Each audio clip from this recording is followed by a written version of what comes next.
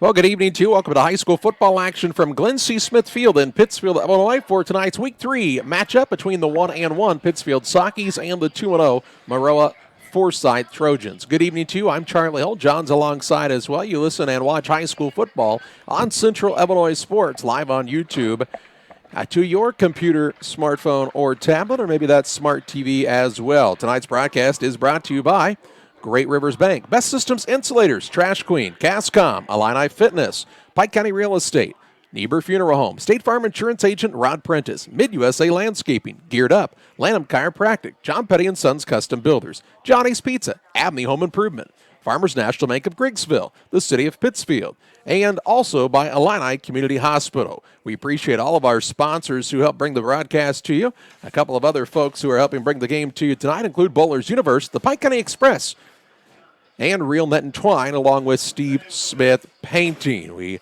welcome you alongside. The Sockies coming off of a loss last week to an Auburn Trojan squad. The final in that game was a 44-20 final. Maroa's coming off of a win, but in each of their first two games of the season, they found themselves trailing at halftime before mounting a comeback in the second half and coming away with victory. Something you'll notice about Maroa as we go throughout the night tonight is they are a little bit shorter on numbers than they have been in the past. Just about 40 young men on the roster for this Maroa-Forsyth outfit, so much smaller numbers. And they've also had some transfers off of the team. A young man who played quarterback last year now is playing in the Chatham-Glenwood School District on the baseball side of things. And they've also had some other transfers out to some schools around the Springfield area, so a little bit tougher. But this is a perennial powerhouse, and they have been very, very good for a long time. We'll review in just a couple of minutes on the Great Rivers Bank pregame show just how good this program has been. Great Rivers Bank is proud to bring you the pregame show each and every broadcast here on Central Illinois Sports with locations in Barry, Liberty, and Pittsfield. Great Rivers Bank is here to serve all of your banking needs. Find out more about their services by visiting greatriversbank.bank. Member FDIC and equal housing lender. A break here. We'll talk more about the matchup between the Sockies and the Maroa-Forsyth Trojans after this. Wish you had extra cash for a vacation, a boat, a new car, projects around the house? Free up more cash for the things you want by taking advantage of low interest rates. Finance your home with Great Rivers Bank and keep more of your money by lowering your monthly payment. Start the process online at greatriversbank.bank and work with one of our experienced loan officers to get the lowest rate possible. Great Rivers Bank, member FDIC, and an equal housing lender. Call Best Systems Builders for all your insulation needs. We are a full-service insulation contractor offering both open and closed cell spray foam, blown cellulose, and fiberglass. 285-6005 for your free estimate, or visit us online at gobestsystems.com and start saving money on your energy bill today. For all of your commercials, give us a call to find out just how affordable our rates really are. Call Trash Queen at 217-320-4320. That's 217-320-4320. Or check us out on Facebook. Trash Queen, our business is picking up. Just like that, the kids are back in school, the summer's over, and we're back to doing homework in the evenings with our wonderful children. Nothing makes this scenario more magical than having a reliable internet connection to get all the homework complete, followed by everyone off to baths and bed. So after that dream is over and the kids are finally doing their homework, make sure you have a strong internet connection. Call Cascom today at 1-800-252-1799. Welcome back on the Great Rivers Bank pregame show at Glenn C. Smithfield. Nice fall evening here tonight for this Week 3 matchup for the Sockies and Maroa-Forsyth. Pittsfield 1-1 on the season. Maroa-Forsyth is 2-0, John, and this is a program with Coach Josh Joseph. They are used to winning. And against the Sockies a season ago, it was a game that was 60-0 at halftime. In fact, I think they scored on something like 9 of their first 13 plays, and it was just never a ball game. And the Sockies are looking to come out and compete a little bit more than that here tonight. Yeah, Charlie, we talked about the last week here too. Paul Petty talked about, we gotta get back to that level of competing first, and then maybe you can pull off a win here and there that you weren't expected to. The Trojans were, as we told you in the opener, down in each of their first two games, but they beat North Mac and they beat New Berlin to move to 2-0 on the season. And since they've come into the Sangamo, John, this is the team that's competed at the top level. Yeah, they certainly have. They've been right there with Williamsville pretty much every year. I believe they beat them and won that conference, 2 years ago maybe, Charlie? Yeah, they've been right there with the Williamsville Bullets, who, of course, are a program that's really an envy of a lot of people in this level of football, this part of the state. They've been very, very good. And speaking of very, very good, John, the 2000-2001 season was the first year that Josh Joseph was there, 1-8. The next year they were 4-5. The third year they were 1-8. The fourth year they were 4-5. And since then they have not had a losing season, and they have not missed the playoffs. 2 state championships, one in 2006, one in 2012, and count them 1, 2, 3, 4, 5, 6 runner-ups, including last season when they went 13-1. And, you know, some people would say, well, they sure have gotten there and not won it as many times. But I'll tell you what, John, when you've been in the state championship game 8 of the, last 9, 10, 11, 12, 13, 14, 15 years, 8 of the last 15 years, they've played on the final day of the season. Yeah, it's not quite Rochester, Charlie, but it's pretty close. For a small school like Maroa-Forsyth is very, very impressive. And this is a program that a lot of people envy, and a lot of people have tried to beat over the years, and it's been difficult for them, including this Saki squad, who, other than Riverton, really has not had much success winning games in the Sangamo Conference. They've beaten Riverton a couple of years in a row, or Sangamo Conference, I should say, beaten Riverton a couple of years in a row, John, but are winless over a good stretch of time against everybody else. Yeah, I think their last win outside of Riverton would have been Petersburg-Porta. And I believe that would be right, which may be 3 years ago. Yeah, several years ago now, and it seems like an eternity ago for the Sakis. Of course, they were 0-9 2 years ago, 1-8 last year, 1-1 on the season. They competed better, as we talked about last week, against Auburn, but still a long way from getting over the hump and starting to compete as far as being able to win some of those games against those type of opponents. But they're looking to take another step forward here tonight against Maroa-Forsyth. Crowd starting to fill in here at Glen C. Smithfield. Time for a break on the Great Rivers Bank pregame show. We'll talk more after this. Just because your kids are back to school doesn't mean you have to sacrifice your fitness routine. Illini Fitness is now open 24 hours a day, 7 days a week. Whether you're a busy parent, college student, night owl, or early riser, our hours now fit your schedule. Call to find out about our affordable memberships at 285-5635 or learn more by visiting IlliniHospital.org/fitness. Illini Fitness, located at 128 West Washington Street in Pittsfield. The team at Pike County Real Estate specializes in residential homes, commercial properties, tillable, and hunting land in west central Illinois and northeastern Missouri. We treat our clients with the utmost respect and do our very best to connect buyers and sellers together to best suit the needs of our customers. See our current properties at www.pikecorealestate.com or call us at 217-285-5800 for Pike County Real Estate.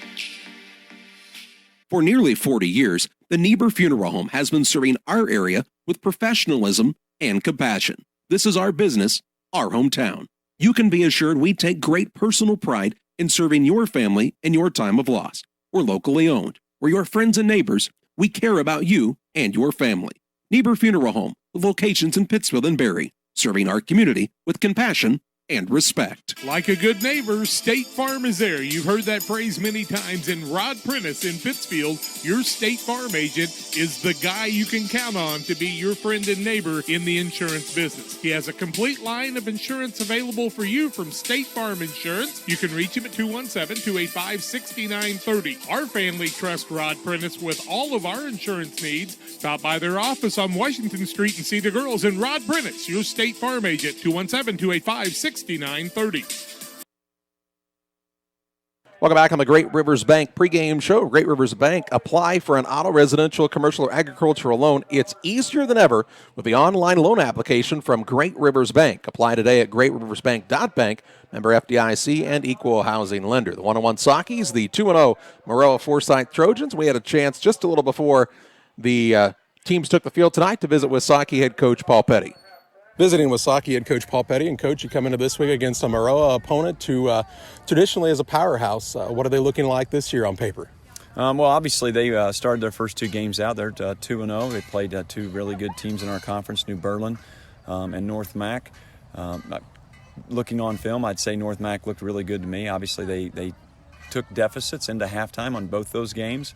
They start a young quarterback, and so what we're looking to do is come out and compete in the first half and try to create some more punting opportunities.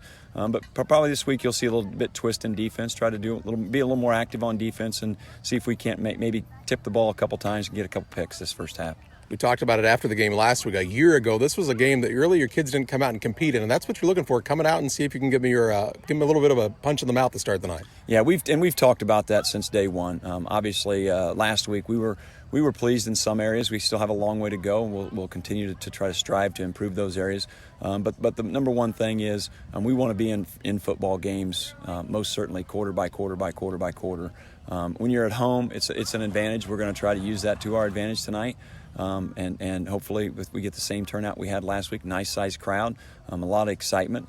Whether we're kicking off or playing defense or playing offense the first series, we're looking to come out and strike early and hopefully also strike early on defense if that's the side of the ball we end up on. You had a couple guys go out with some looked like minor injuries last week. Is everybody pretty healthy coming into the game today? Yeah, we were banged up. I think I was really impressed with last week's football game on both sides of the ball. I thought that Auburn hit well.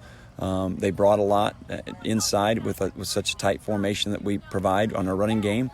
So we had to do a lot of picking up. We had some guys that were sore. We had a lot of ice baths on Saturday. But we shook that off and came back out on Monday, and everybody was healthy, and we're coming tonight fully healthy again.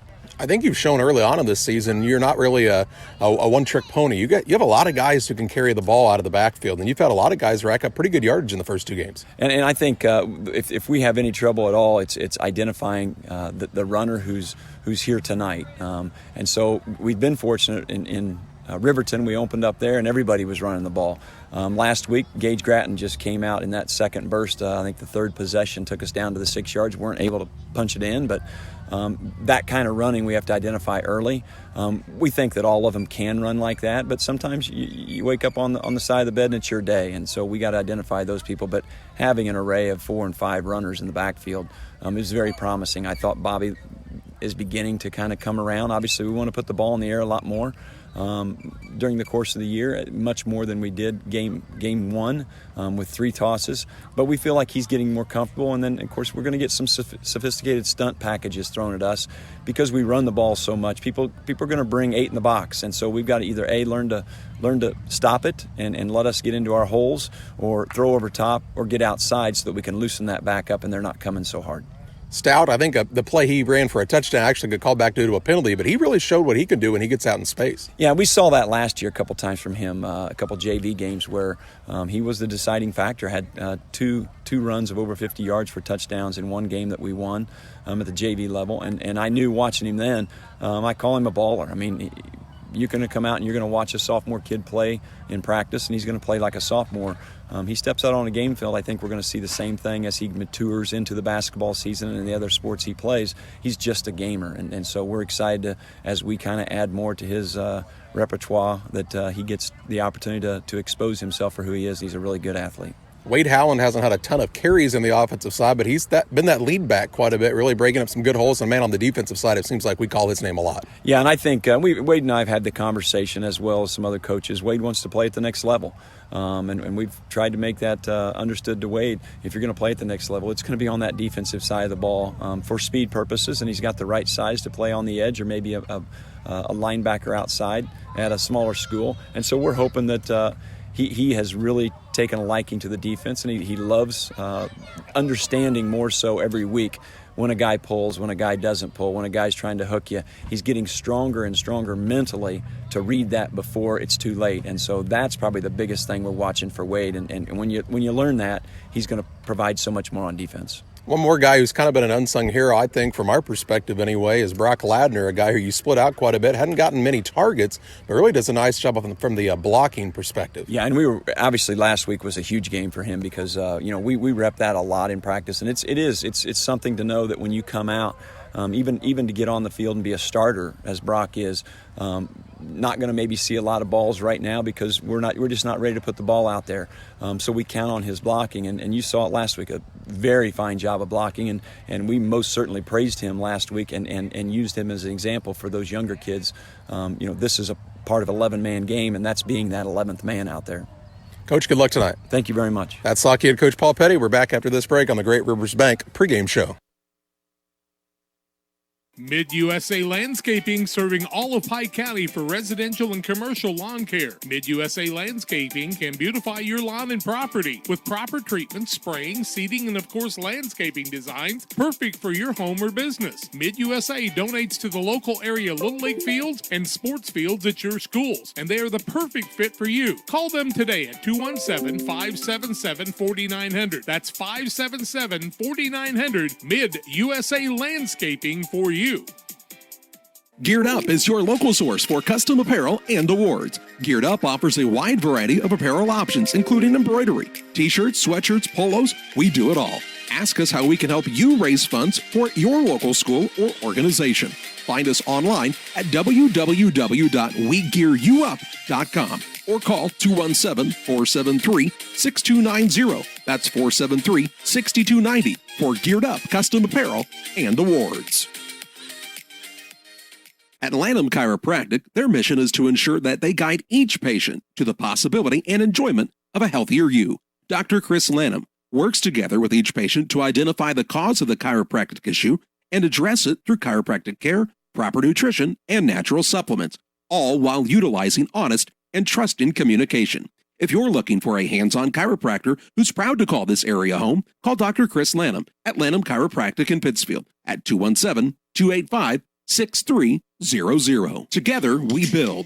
It's more than just a tagline at John Petty & Sons Custom Builders. It's our way of life. Our team is committed to building high-quality, custom-built commercial and residential facilities to fit the needs of your family or business. From design, new construction, renovation, and repairs, we have the expertise to turn your project into reality. Call us for a free quote at 217-248-6196. That's 248-6196. Or check us out on Facebook. John Petty & Sons Custom Builders. Together, we build. Welcome back on the Great Rivers Bank pregame show. Thanks to Paul Petty for the visit prior to the start of tonight's contest. And we're looking for the Sockies to come out and compete against this good Maroa-Forsyth squad. Glad you're with us here on Central Illinois Sports. If you haven't already done so, we invite you to subscribe to the YouTube page, like us on Facebook, follow us on Twitter, and give us a shout out to let us know where you're watching from tonight, as we like to hear from you here on Central Illinois Sports. Other games going on throughout the area and state of Illinois. Athens and Petersburg-Porter are going head-to-head. Williamsville and Auburn in what could be an early decider and who's going to finish in the top of the Sangamo Conference. That game is being played in Auburn this evening. Other games of interest include Rushville Industry and Farmington at Farmington tonight for that contest. Also, we can tell you that Decatur St. Teresa is taking on Macon Meridian this evening. Also in other action, Pekin and Dunlap, Pana and Gillespie going head-to-head in the southern side of things with that contest. Pawnee, who's playing 8-man football, is playing Champaign Judah Christian this evening. Peoria Emmanuel and Bloomington High going head-to-head. Riverton is playing host to Pleasant Plains tonight. Taylorville is hosting Lincoln. Tuscola, who played a tight game with Arcola last week in a 45-42 contest. They're playing Moweek with Central A&M in another good rivalry contest. Speaking of Arcola, they are taking on Villa Grove this evening in Villa Grove. Taking a look at the other games as we scroll through some things here, John, in the western part of the state. Mercer County of Aledo is hosting Toulon-Stark County in a battle of perennial powerhouses. Camp Point Central and Brown County going head-to-head. That game you can hear live on Central Illinois Sports. Beardstown and Triopia in a good rivalry contest. Quincy is at East Moline. Geneseo heads to Galesburg this evening. Calhoun is home against Greenfield Northwestern. Jacksonville is hosting Rochester in what should be a high-scoring contest. Minden Unity is at Route. Jersey plays host to Effingham. West Hancock is in Cahokia to take on a good Clark County squad. Lewiston is playing against South Fulton tonight, hosting them, in fact. New Berlin and North Mac going head-to-head in New Berlin. Rockridge and Orion going head-to-head tonight in Orion. Quincy Notre Dame is at home against a high-powered offensive squad in Peoria High School. Rock Island Almond is taking on Sterling, and North Green and Carrollton are battling along with West Central and Pleasant Hill. Glad you're alongside on Central Illinois Sports. They're introducing the starting lineups. We'll do the same after this timeout. At Illini Community Hospital, our goal is to provide high-quality medical care close to the communities we call home. Our team of providers and nurses are here to help guide you every step of the way to your healthcare journey with the personalized style of medicine you've come to expect from Illini. Illini is proud to welcome Dr. Esfaldo Wesley, oncologist, to our oncology team. He joins Sherry White, nurse practitioner, providing high-quality oncology care right here at home. For more information, visit IlliniHospital.org. Illini Community Hospital, proudly improving the health of our communities. For delicious, authentic Italian pizza and pasta, it's Gianni's Pizza on the Square in Pittsfield. From delicious appetizers to a wide selection of specialty pizzas and pastas, Gianni's has something everyone will enjoy. Take advantage of the Gianni's Pizza Special, where you can order any extra large pizza and receive a free small one-topping pizza. For carryout or delivery, call 285-4002. That's 285-4002 for Gianni's Pizza on the Square in Pittsfield. Abney Home Improvement. Together, we build. It's more than just a tagline at John Petty & Sons Custom Builders. It's our way of life. Our team is committed to building high-quality, custom-built commercial and residential facilities to fit the needs of your family or business. From design, new construction, renovation, and repairs, we have the expertise to turn your project into reality.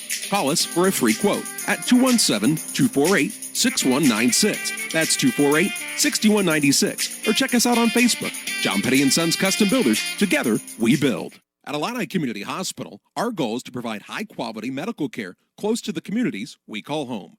Our team of providers and nurses are here to help guide you every step of the way to your healthcare journey with the personalized style of medicine you've come to expect from Illini. Illini is proud to welcome Dr. Esfaldo Wesley, oncologist, to our oncology team. He joins Sherry White, nurse practitioner, providing high-quality oncology care right here at home. For more information, visit IlliniHospital.org. Illini Community Hospital, proudly improving the health of our communities. For delicious, authentic Italian pizza and pasta, it's Gianni's Pizza on the Square in Pittsfield.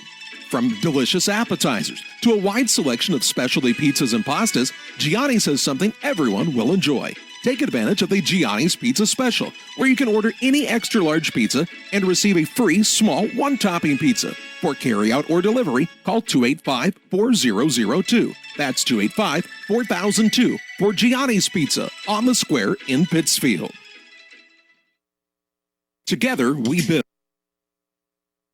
Welcome back on the Great Rivers Bank pregame show. Glad you're alongside with us on Central Illinois Sports. Let's take a look at the starting lineups tonight, brought to you in part by the Pike County Express, your local family-owned newspaper serving Pike County since 1991. Check them out each Wednesday on a newsstand near you. The Pittsfield Sockies are 1-1 on the season, and they are hosting this squad from Maroa-Forsyth. We'll take a look at the Sockies starting lineup first. Up front, at the left tackle spot, Aiden Duncan, the 6'2", 275-pound junior. At the left guard is Corbin Fentress, the 6', 270-pound senior. At center tonight, Blaine Dell, the 5'10", 185-pound senior. At right guard, Skylar Smith, 5'11", 195 pounds and a junior. And at the right tackle is Nathan Gunder. He's 6'2", 255 pounds and a sophomore. At the tight end spot this evening, Luke Rubel, 6'2", 210 pounds and a junior. At wideout is Brock Ladner. Ladner is 5'11", 165 pounds and a senior. At the fullback this evening, Wade Howland, the 6', 220-pound senior. At the wingback is Logan Howland, the 5'10", 170-pound junior. At tailback, Jacob Freeman, 5'9", 170 pounds and a senior. And at quarterback is the 6'3", 185-pound sophomore, Bobby Stout. For the Maroa-Forsyth Trojans, they're 2-0 on the season. And up front, they'll start the following. Tanner Hetz, he's a 6', 202-pound senior. Johnny Luttrell, a 5'10", 225-pound junior. Stone Soa, he's a 6'2", 210-pound senior. Anthony Campbell at 6'3", 230 pounds and a junior. And Mickey Appleby, the 5'10", 265-pound junior. At the wideout spots tonight, they'll start 4 wide. Dalton Torbett, he's a 6'4", 205-pound senior. Ben Gilbert, 5'9", 145 pounds and a junior. Xavier Getz, he's a 5'8", 145-pound senior. And Drew Hicks, the 5'10", 150-pound senior. At the running back spot, Bryson Bose, he's 5'10", 230 pounds and a junior. And at the quarterback is the 5'10", 170-pound junior Wade Jostis for the squad from Maroa-Forsyth. Tonight's starting lineups are also brought to you in part by Bowlers Universe. Bowlers Universe now open Monday through Friday, 11 a.m. to 11 p.m., and Saturdays, 10 a.m. to midnight.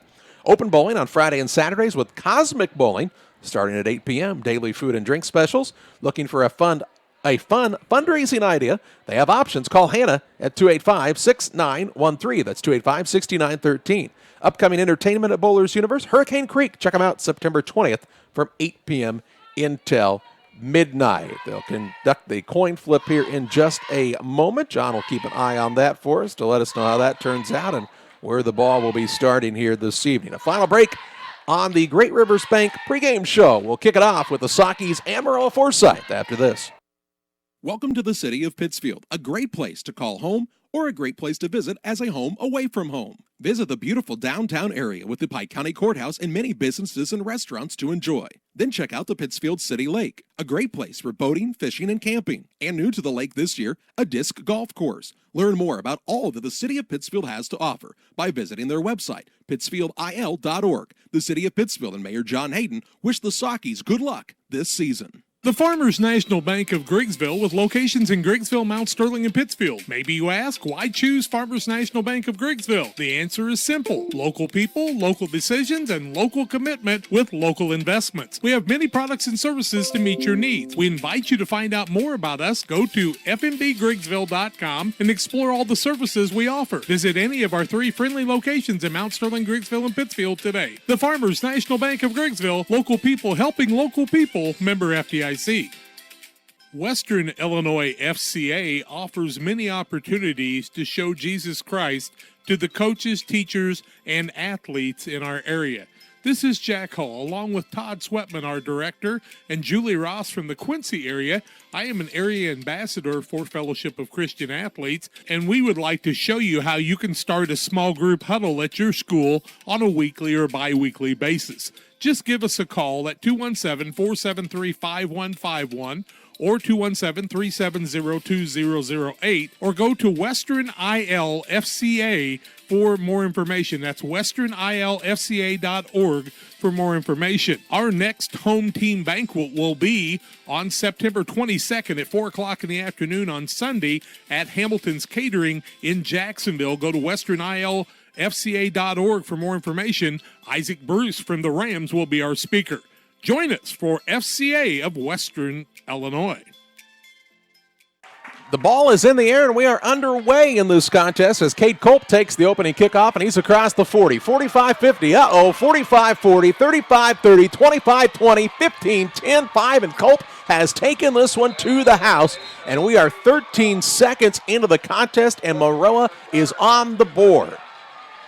That is an 85-yard kick return for a touchdown to give the Maroa-Forsyth Trojans their first lead of the contest, just like that. And not the start the Sockies were looking for, if I can be rather obvious for a moment. Who was the runner there, Charlie? Cade Culp, 85-yard kick return for the score. So Culp takes it back. He is a sophomore, 5'7", 165 pounds, found a hole, and he was gone. Ran away from people. On for the extra point try is Peyton Jenkins, the 5'7", 135-pound senior. The holder is Cody Marsh. The snap is a good one. Marsh has it down. The kick is up. It's a low-line drive kick, and it is called good as Peyton Jenkins puts it through the uprights. And just like that, it's 7-0. Maroa-Forsyth on top of the Sockies. Sockies looking to respond when we come back. Call Best Systems Builders for all your insulation needs. We are a full-service insulation contractor offering both open and closed cell spray foam, blown cellulose, and fiberglass installation. Best Systems has 2 BPI certified professionals ready to inspect your home or business today. You may qualify for incentives through the American Act on Energy program. Call Scott or Michael at 217-285-6005 for your free estimate or visit us online at gobestsystems.com and start saving money on your energy bill today. Well, Culp ran it all the way back 85 yards, and it gives the Forsyth Trojans an early lead in this one, 7-0. Yet to run an offensive play either way, and Maroa-Forsyth has a 7-0 advantage on the Trash Queen scoreboard. Saki's try to answer. They do need to respond, John, because as we told you last year against this Maroa-Forsyth squad, it was not much of a contest. 60-0 at halftime, and Maroa scored on nearly every time they touched the ball. Kicking off here for Maroa-Forsyth is William Hoffman. Hoffman's a 5'10 sophomore. He will put his boot into this one. It's a low-line drive kick, and the Sakis will see it bounce into the hands of Cade Corgett. Corgett on his feet, and he rushes through the initial line out to the 45-yard line, and that's where the Sakis will start. 1st and 10. It's special team mania to start the night, and the Sakis take over 1st and 10 at their own 45 at the 11:41 mark of this opening quarter. And they'll run their first offensive plays here against the defense of Maroa, who has been fairly stout to start the season, has this Forsyth squad. 1st and 10 for the Sakis, double wing formation. Ladner is split out wide to the left. Stout sends a man in motion. He'll hand it off to the fullback, Howland. Howland will pick his way forward for a gain of a yard on the play. It'll bring up a 2nd down and 9 as the Sakis trying to get a little diversion going with the motion man. That was Wade Howland, Charlie? Yes, sir. Thank you. If you're just joining us, Cade Culp took the ball 85 yards on the opening kickoff to give Maroa-Forsyth this 7-0 advantage.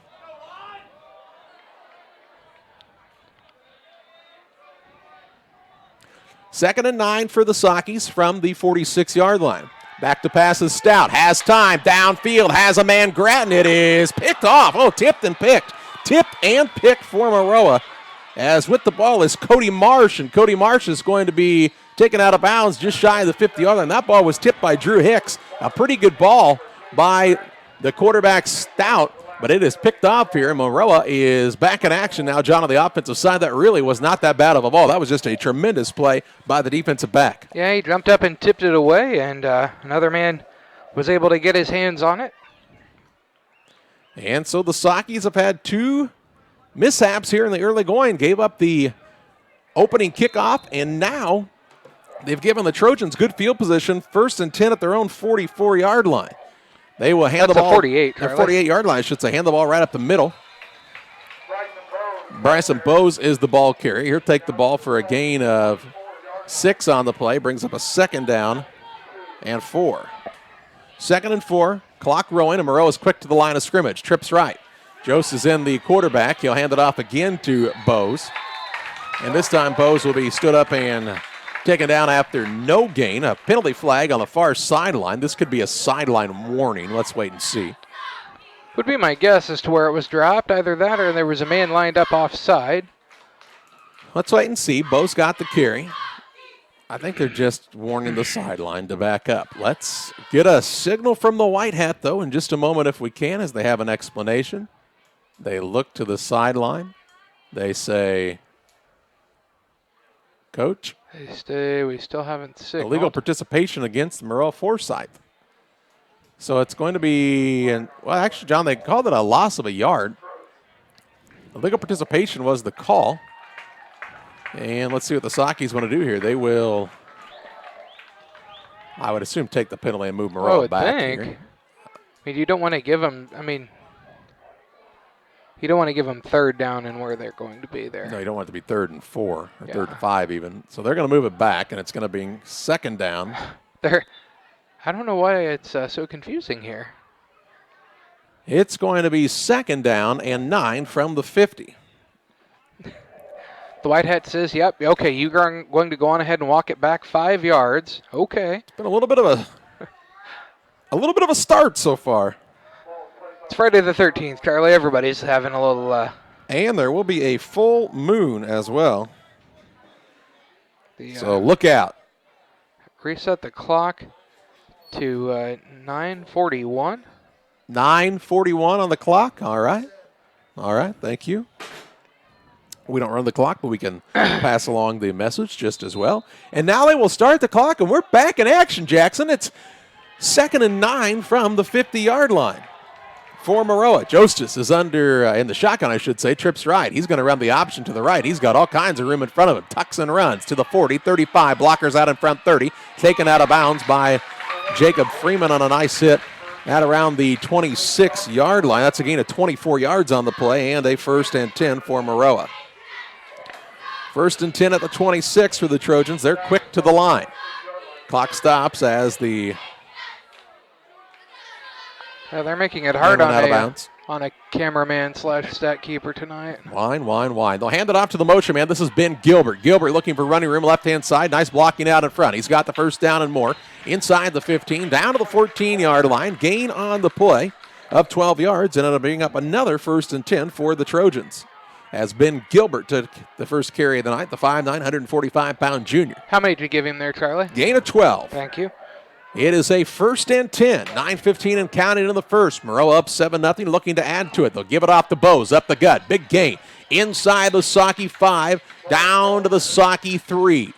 That's a pickup of 11 yards, and they're picking it up in a hurry. They may bring out the chains here. Nope, they're going to say just bring me the box, and it's 1st and goal. Gain of 11. 1st and goal from the Saki 3. We are just 3 minutes into this contest, and it's already 7-0 Maroa, and they are rolling to another score here unless the Sakis can somehow jar the ball loose, and they'll get a nice tackle on the play as they'll take down the ball carrier, Kate Culp. Nice job by Wade Howland, takes him down back at the 11, a loss of 8 on the play. It'll bring up a 2nd and goal from the 11. So 2nd and goal from the 11. Nice job by Howland, as we talked about with Paul Petty in the pregame. Howland has been one of their key guys on the defensive side. Jostis is in the shotgun, looking left. Quick bubble screen to the left-hand side, has his man Gilbert, and Gilbert tiptoes untouched into the end zone on an 11-yard pass to Gilbert. And it's a touchdown for the Trojans at the 8:31 mark of this first quarter of play, and they lead 13-0 on the Trash Queen scoreboard. The Sakis have been punched in the mouth early yet again. They've been down in their first 2 contests, 14-0, and they have a chance that they'll be down just like that here if Peyton Jenkins can put this one through the uprights, and he does. 14-0, advantage for Maroa-Forsyth. The timeout on the field will pause as well as you watch high school football on Central Illinois Sports. Your commercial and residential trash pickup needs, call Trash Queen, serving Pike, Scott, and Morgan counties with affordable residential trash service and roll-off dumpsters. We're proud to be locally owned and operated and want to earn your business. Give us a call to find out just how affordable our rates really are. Call Trash Queen at 217-320-4320. That's 217-320-4320. Or check us out on Facebook. Trash Queen, our business is picking up. 8:31 to play in the first. 14-0 Maroa on top, John, and this is about as bad of a start as you could get if you're the Sakis, but now it's all about how you respond. Yeah, you got to figure something out, and something out quick. You know, sometimes your best defense can be your offense, and if you could string some plays together, then that would help them out a lot. 14-0 on the Trash Queen scoreboard. This Maroa squad, we've heard about the lower numbers, we've heard about the transfers, and I don't know, John. Looks like a pretty tough team right now to me. Man at the hand in the air, ready to kick this one off is William Hoffman, no relation to Dennis, and the kick will be taken by Freeman across the 10, 15, 20-yard line. Looking for some running room across the 25. Still on his feet and taken down near the 27, and that's where the Sakis will start 1st and 10 at their own 27. Charlie, I'm going to ask, who is Dennis Hoffman? Dennis Hoffman? How about Dustin Hoffman? Oh, it's Dustin's older brother, Dennis. You never heard of Dustin? Dustin's brother, Dennis? Dennis, yeah. Dennis Okay. the Menace. They made a movie about him. Maybe you've heard of it. Oh, okay. Gosh. Just trying to figure out who that was. Who invited you? So the Sakis' last drive was an interception on a really nice play by Drew Hicks. They'll be looking to move the sticks here, the wide out wide to either side in a double wing formation. They'll put Gage Gratton in motion. They will hand it off to the second back through. This is Howland, and Howland's going to be tackled after a gain of a yard on the play. It brings up a 2nd down and 9. Wade Howland on the carry. Trash Queen, offering affordable residential trash service and roll-off dumpsters to Pike, Scott, and Morgan counties, and expanding basically every day now. Call to learn more at 217-320-4320. That's 320-4320. Just give them a call and say, hey, are you picking up in my area? If not, please do. Very affordable rates. That play was really slow developing that time, Charlie. Got to hit those holes hard. They'll hand it off on the right-hand side now. It looks to be Gratton as the ball carrier. He'll be taken down near the 34-yard line. That's a gain on the play of 6 yards, and it brings up a 3rd down and 4. Call it a 5-yard gain. I apologize, John. Gratton has proven to be a hard man to bring down. Well, he's a little bit of a bigger back for the Sockies is Gage Gratton, the 6'1", 205-pound junior. 3rd and 4 from the 34. 7:07 and counting in the first. Sockies looking for a fresh set of downs with the I formation of the backfield. Stouts under center. Here comes the house. Look out. He'll hand it off left-hand side to Gratton. Hurdles over a man. Stretches out and is only going to be able to gain a yard on the play. Out to the 35, and it's going to bring up a 4th and 3. And Paul Petty says, let's punt. So the Sockies will be forced to punt now at the 6:43 mark of this first quarter. Already trailing 14-0. And Maroa-Forsyth about to get the ball back. Drew Hicks is back deep for the Forsyth Trojans. He appears to be back at his own 30-yard line. Rubel is in to kick it away for the Sockies. He stands at his own 23. Nice clear night here at Glen-C. Smithfield. Beautiful weather, nice temperature, about 78 degrees at game time. Rubel will put his foot into this one. Low line drive kick headed toward the sideline. Takes a nice bounce, and it will keep on rolling. Keep rolling. Down to the 21-yard line, and that's where Maroa will have it 1st and 10. So a nice job by Rubel to help the Sockies flip the field position a little bit here. Now the defense has to do a better job of slowing down Maroa-Forsyth, John, as they picked up yards in bunches. Yeah, they did. They were able to get Bose for a loss once. They were able to get Colt for a loss once, but too many big plays, and that led to touchdowns. Damon Emmerich at Great Rivers Bank is here to help you with all of your auto, residential, and commercial loan needs. Give Damon a call, 285-4404. That's 285-4404. He's at Great Rivers Bank. GreatRiversBank.bank. 2 receivers wide to either side. Wade Jostis, the junior quarterback, is in the shotgun. He did the shimmy shake. He's looking downfield. He's got his man. That's Drew Hicks, and Hicks is gone. One play and another score for Maroa, and this is looking eerily similar, if you're a Socky fan, to a game a season ago. A 79-yard strike this time on the pass to the 5'10", 150-pound senior Drew Hicks. And Maroa-Forsyth has a 20-0 advantage here with 5:57 to play in the first. 79 yards over the top of the defense. Very nicely thrown ball that time. It was. It was a nice ball. And they just ran by everybody. Here's the kicker, Peyton Jenkins, on for the extra point attempt. The hold is down, the kick is up, and the kick is good. 21-0. Maroa-Forsyth with the advantage over the Sockies. High school football action on Central Illinois Sports, brought to you in part by Cascom. Just like that, the kids are back in school, the summer's over, and we're back to doing homework in the evenings with our wonderful children. Nothing makes this scenario more magical than having a reliable internet connection to get all the homework complete, followed by everyone off to baths and bed. So after that dream is over and the kids are finally doing their homework, make sure you have a strong internet connection. Call Cascom today at 1-800-252-1799.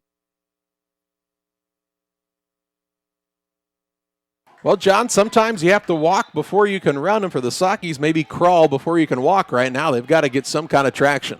Yeah, they just got to get something going on the offensive side, Charlie, and keep that ball out of the very potent offense of Maroa-Forsyth's hands. 21-0 the advantage for Maroa on the Trash Queen scoreboard. And slow starts in their first 2 games of the season have not carried over here. Here's Freeman to receive the kick at the 9. Taking it across the 20 now before he's met with some resistance. Pushes ahead to the 25, and that's where the Sockies will take over 1st and 10, just past the 25, around the 26-yard line. 5:50 to play here in the first quarter. And Sakis have taken quite a blow so far. Got to respond. Have to get a first down first. I think that would be a good place to start. Yeah. 7 minutes left in the first. JHS and Rochester are tied at 7. Been a while since JHS has competed in that matchup of two Central State 8 teams. The ball looks to be at the 27 for the Sakis here. That's where they take over 1st and 10 with 5:50 to play. In the first, as Stout sets up under center, I formation, has a receiver wide to the left, going to hand it off to the second back through. This is Howland, and Howland muscles his way forward for a nice gain out to the 31-yard line. A gain of 4, 2nd down and 6. Wade did a nice job to keep the feet moving. He had good lead blocking that time, as I don't know if it was the line or if it was another back, but he was definitely following behind somebody there. Did a nice job to keep the feet moving, even with the first contact, did Wade Howland. Receiver wide to the left is Ladner. Stout is under center, calls the line set. He is going to hand it off to the left-hand side. This is Grattan. He's grabbed by his jersey and slung around and taken down now at the 30. A loss of a yard, and it'll bring up a 3rd down and 7. So Grattan not able to break free. They do say he did get back to the original line, John, so no loss, no gain. And it'll be 3rd down and 6 here. Just under 5 minutes to play in the first. Off and rolling is this Maroa squad. The Sakis looking to convert on 3rd and 6 from their own 31-yard line. They'll split a receiver wide to the right is Nolan Paxton. Ladner to the left in the double wing now for the Sakis, with the fullback Howland behind the center Stout. Stout back the pass, looking for room, trying to set up the screen. He's got his man in Grattan and has a blocker out in front. Grattan's got the ball on a 1st down across the 40 out to the 42-yard line as that pass goes for 11 yards and a 1st down for the Sakis. So their first completion of the night results in their first 1st down as they caught Maroa a little bit too aggressive on the defensive side. It's a 1st and 10 now from their own 42. And again, you just have to get enough of those, Charlie, to keep them honest, and then you can make that running game be what you want it to be. It's no secret the Sakis will predominantly keep the ball on the ground, but you don't have to throw the ball 70 yards downfield. You just have to be able to throw it a little bit at a time. Stout's under center with split backs. Takes the snap, going to keep it himself right up the gut, and he's going to gain a couple of yards on the play. Out to about the 44-yard line. Gains 2, brings up a 2nd down and 8. Just trying to catch him sleeping, maybe? Possibly so. They're bringing a blitzing backer that time. Maroa's got some pretty good-sized linebackers, one of them being Johnny Luttrell, the 5'10", 225-pound junior. Big Johnny, as they call him. Do they call him that? I'd call him yes, sir. Oh, okay. Tanner Hetzoff for the linebacker, 6 foot, 202 pounds. Not 200, not 205, but 202.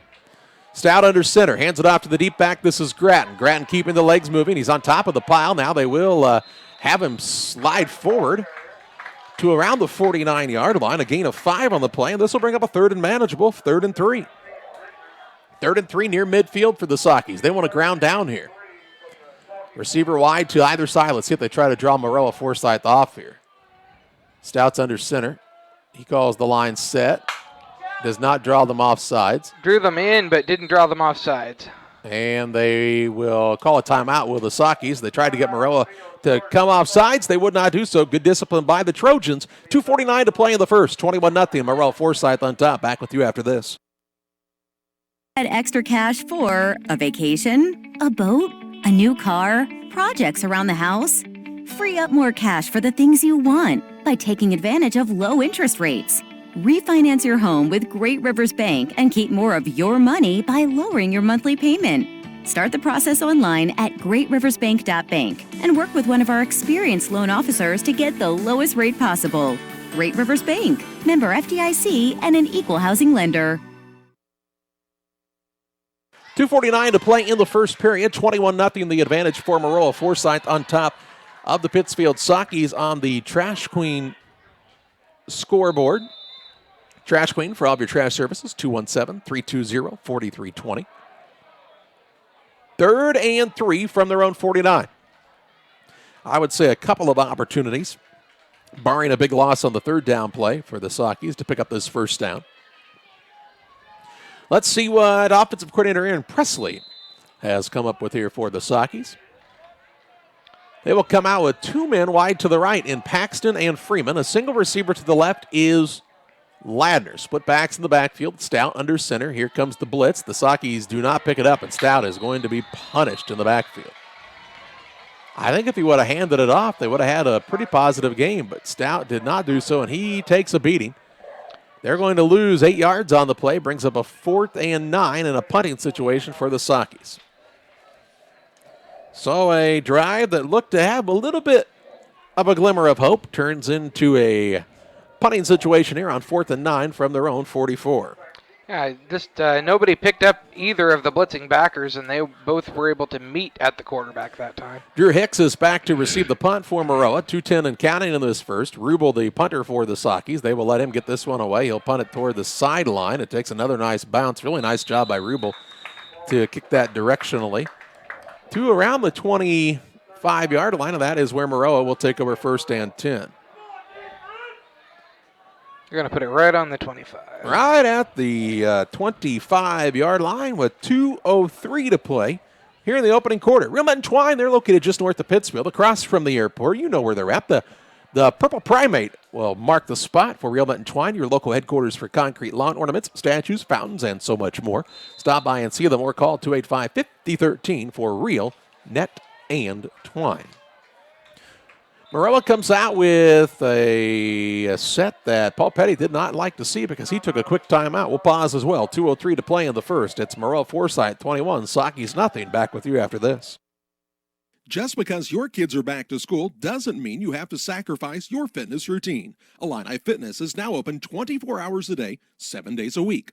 Whether you're a busy parent, college student, night owl, or early riser, our hours now fit your schedule. Call to find out about our affordable memberships at 285-5635 or learn more by visiting IlliniHospital.org/fitness. Illini Fitness, located at 128 West Washington Street in Pittsfield. We welcome you back on Central Illinois Sports. Visit centralillinoisports.com to see our latest schedule of broadcasts. Subscribe to our YouTube page. Follow us on Twitter. Like the Facebook page. Stay connected with everything sports in our area with Central Illinois Sports. 21-0 is the advantage for this squad from Maroa-Forsyth on the outskirts of the Decatur area. They're right next to the mall. Right next to the mall. That is true. Just up the road from, I don't know what the mall's called. The mall. Forsyth Mall? Jost is in the shotgun. He hands it off to the back along the left-hand side. This is Bryson Bowes. He did a nice job just to hang out behind his blockers until they were able to gain some footing, and he gains 11. An 11-yard gain, and that means a fresh set of downs here for Maroa. 6 first down of the night. They take the ball out to the 36-yard line, 1st and 10. They're quick to the line, ready to roll. Jost is in the shotgun, and he throws incomplete. Too high to handle that time for Xavier Getz. That brings up a 2nd and 10. First incompletion of the night. Stops the clock at the 1:46 mark of this first quarter. 21-0 Maroa on top of Pittsfield. Trips to the right. Charlie, that inside receiver is a very large young man. Number 36 there. It's Dalton Torbert. He's 6'4". Jostis is looking for the deep man. Uh-oh, he's got a man who has beaten his man deep, and another score here. Xavier Getz gets the Sockies this time. And it is a 64-yard pass to Getz. And it's 27-0 Maroa as he blazed by the defensive back. And the Sockies are going to have to figure out a way to slow down Maroa, let alone stop them. They've got to slow them down. Here comes the kicker, Peyton Jenkins, 5'10", 135-pounder. Is Jenkins, kind of built like a kicker. On for the extra point. Drive been perfect so far. It's a little bit of a high snap. The kick is up, and the kick is good again. 28-0 is the advantage for Maroa-Forsyth. 1:35 to play in the first. Back after this. The team at Pike County Real Estate specializes in residential homes, commercial properties, tillable, and hunting land in west central Illinois and northeastern Missouri. We treat our clients with the utmost respect and do our very best to connect buyers and sellers together to best suit the needs of our customers. See our current properties at www.pikecorealestate.com or call us at 217-285-5800 for Pike County Real Estate.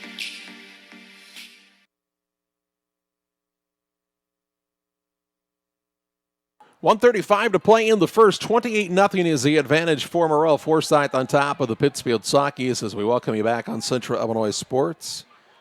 It is a little quiet here in Socky country as they've come out as Maroa-Forsyth, and they're looking to knock the Sockies out early in this one, as they did a season ago where they led 60-0 at the halftime break. Here's the kickoff by William Hoffman. Freeman again will take it. 10-yard line, 15. Here comes a couple of defenders, and he's going to be slung down around the 20, and that's where Pittsfield will take over 1st and 10 at their own 20. With a minute and 28 seconds to play in this first quarter. Steve Smith Painting for all of your painting needs, from one room to the whole house, from a fence to a barn or a grain bin. Steve Smith Painting can do it all with quality work and affordable pricing. Call Steve Smith Painting at 217-248-0993. That's 248-0993. 1st and 10 for the Sockies. They had a 3rd and 3, took a sack on the play, made it 4th and 9. They had to punt the last time around. They were able to pick up 1 first down on the drive. And they're looking to build on that here. Stout is under center. He will take the snap, hand it off to the first back. This is Howland. Howland will be taken down after a short gain of 2 on the play. It brings up a 2nd down and 8 from the 22-yard line for the Sockies. Howland 8 yards on 4 carries right now.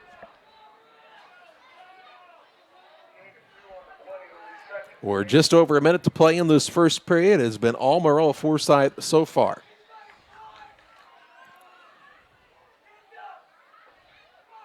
Receiver wide to the right, 1 to the left. Stout is under center, puts Freeman in motion. Going to be back to pass. Stout looking downfield, has a man in Grattan who slowed up. If he would have just kept running, it would have been 6 for the Sockies as they had him beat deep. Instead, it stops the clock at 3rd and 8. Grattan had a step on the man. When he looked back for the ball, he slowed up, and Stout was not expecting that. 47.4 seconds to play in the first quarter, and a 3rd and 8. Bobby Stout is gaining some confidence in his passing, Charlie. He's just got to find the timing with the receivers. Well, the Sockies don't really have what you would call a prototypical wide receiver. Really no main target that I have identified so far. Stout's under center. He's back to pass again. He's got pressure, steps up into the pocket, going to try to run, keeps on his feet, and he's going to be taken down on the play around the 30-yard line. That is a gain of 8. And it'll bring up a 4th and a yard. Will Pittsfield punt it away, or will they go for it here? I think you're punting, but I think you're going to let the okay, yeah, that's first down. Ooh. Okay.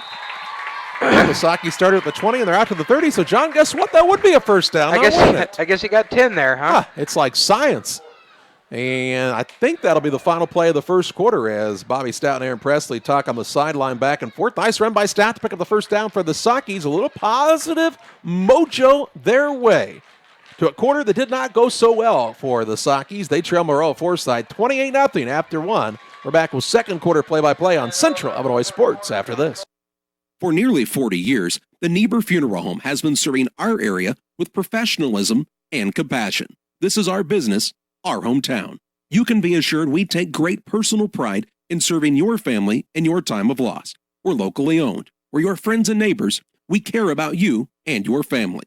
Niebuhr Funeral Home, with locations in Pittsfield and Barry, serving our community with compassion and respect. Like a good neighbor, State Farm is there. You've heard that phrase many times. And Rod Prentice in Pittsfield, your State Farm agent, is the guy you can count on to be your friend and neighbor in the insurance business. He has a complete line of insurance available for you from State Farm Insurance. You can reach him at 217-285-6930. Our family trusts Rod Prentice with all of our insurance needs. Stop by their office on Washington Street and see the girls. And Rod Prentice, your State Farm agent, 217-285-6930. Well, we're ready to start the second quarter of play. It is a 28-0 advantage for Maroa-Forsyth on top of Pittsfield on the Trash Queen scoreboard. And the Sockies, though, John, will have a fresh set of downs to start this second quarter of play. On a 10-yard run by quarterback Bobby Stout that time. You only gave him 8. Well, yeah, it was 8 because it was 2nd and 8. And he gained 8. Okay. Next.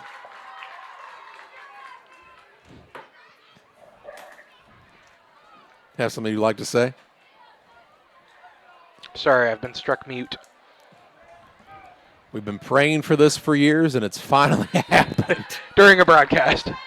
Somehow he's still making noise. It's 1st and 10 for the Sockies. The ball is at their own 30-yard line. Fresh set of downs and looking to add to that here.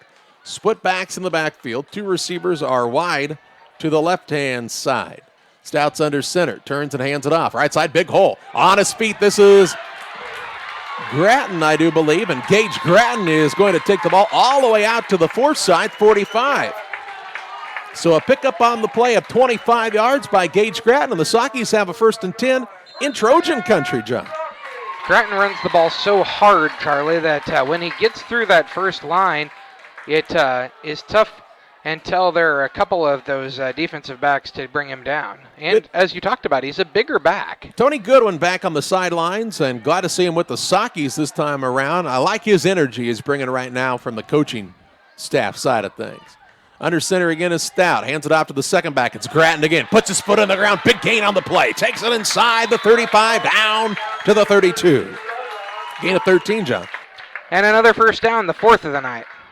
And Gage Gratton showing, kind of like he did in one drive against Auburn last year, that he's a pretty tough hombre.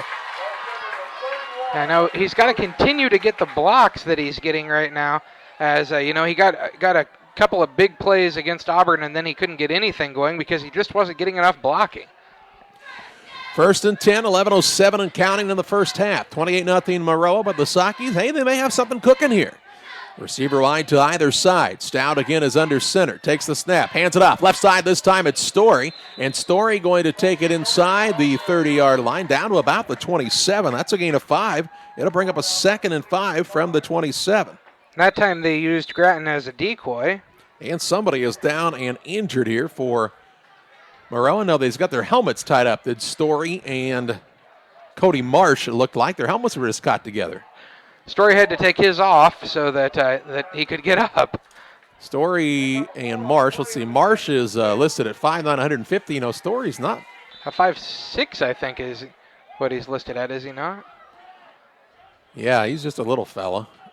5'6", 205 pounds. It's Colton Story, a junior. 2nd and a long 5. Split backs, Ladner and Paxton to the right. They'll hand it off on the right-hand side to Gratton. Gratton fighting hard for yards.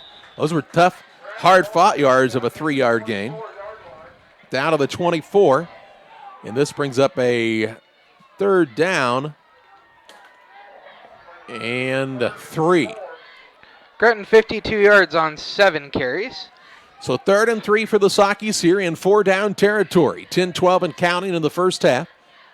Trailing, but fighting is the best way to portray it right now. 2 receivers, split wide right, split backs in the backfield with their hand in the dirt.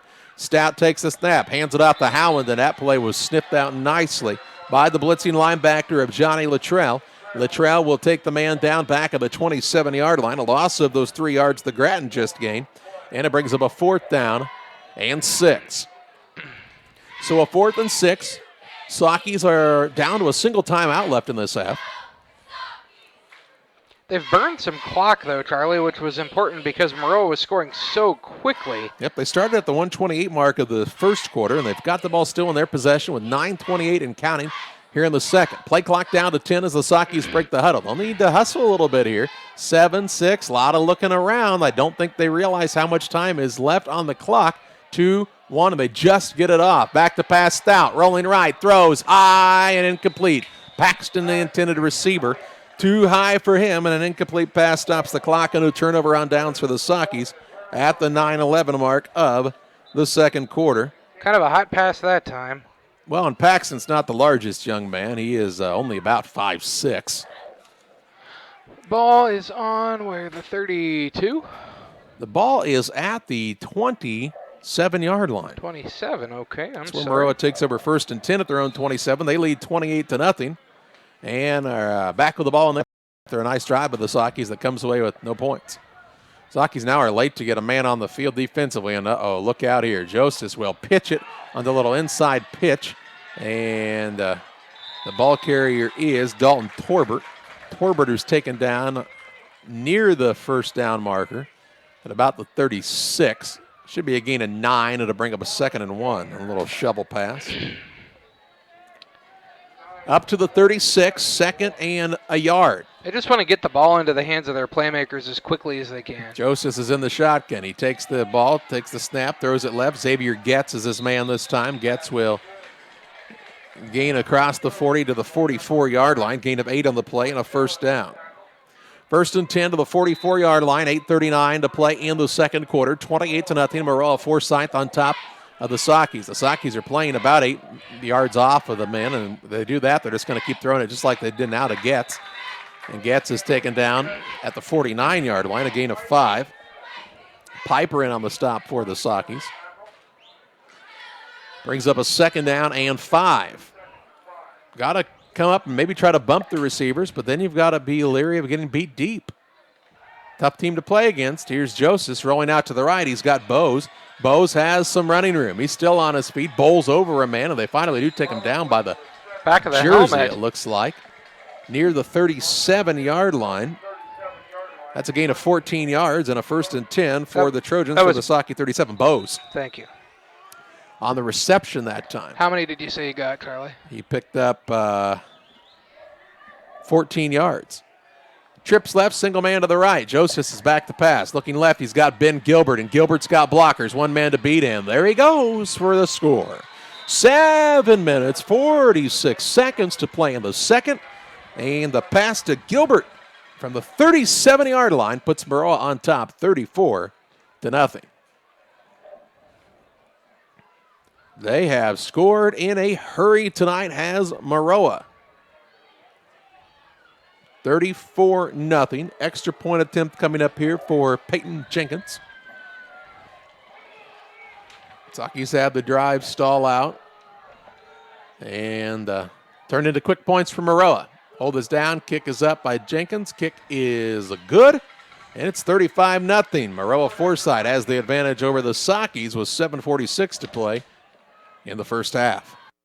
Mid-USA Landscaping, serving all of Pike County for residential and commercial lawn care. Mid-USA Landscaping can beautify your lawn and property with proper treatment, spraying, seeding, and of course landscaping designs perfect for your home or business. Mid-USA donates to the local area Little League fields and sports fields at your schools, and they are the perfect fit for you. Call them today at 217-577-4900. That's 577-4900. Mid-USA Landscaping for you. Welcome back, sports fans. 7:46 to play in the half, and it's a 35-0 advantage for Maroa-Forsyth on top of the Pittsfield Sakis on the Trash Queen scoreboard. And Maroa is looking to kick off again here, and their kicker's foot is getting tired, and William Hoffman, the sophomore, 5'10", 170-pounder, says, we've done this quite a bit tonight. They are taking it to the Sakis right now. And Pittsfield, a better drive last time. See if they can't get some points this time around. Hoffman's kick, a low line driver. It's going to be taken by nobody. It bounces. It goes all the way into the end zone. The Sakis will get it on the touchback. So a touchback here, as nobody really came up and aggressively took charge that time. That'll make it 1st and 10 from the 20 for the Sockies, with 7:45 to play in the second quarter.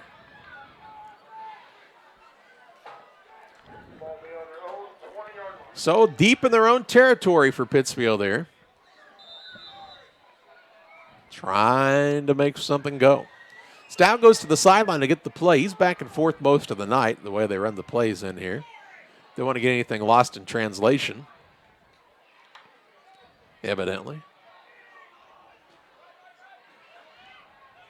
He's under center with an I formation behind him in the backfield from the 20-yard line. The sophomore Bobby Stout takes the snap, hands it off to the first back left side. That's Howland. He's got a big gain. In fact, the first down and more. Breaks another tackle, still on his feet. Ball comes out, though, and it's Dove who's got the ball. Howland had it all the way out to the 40, so he gained 20 and then coughed it up. And who gets the football? It goes to the Sockies as Grattan was the man to dive on it. So you got to give Howland 20. Howland 20 and Grattan 4.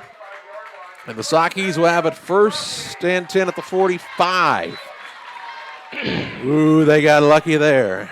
They got lucky there. Howland was fighting for some more yardage, trying to break free to go for the TD, and he got it stripped. Yes, he did.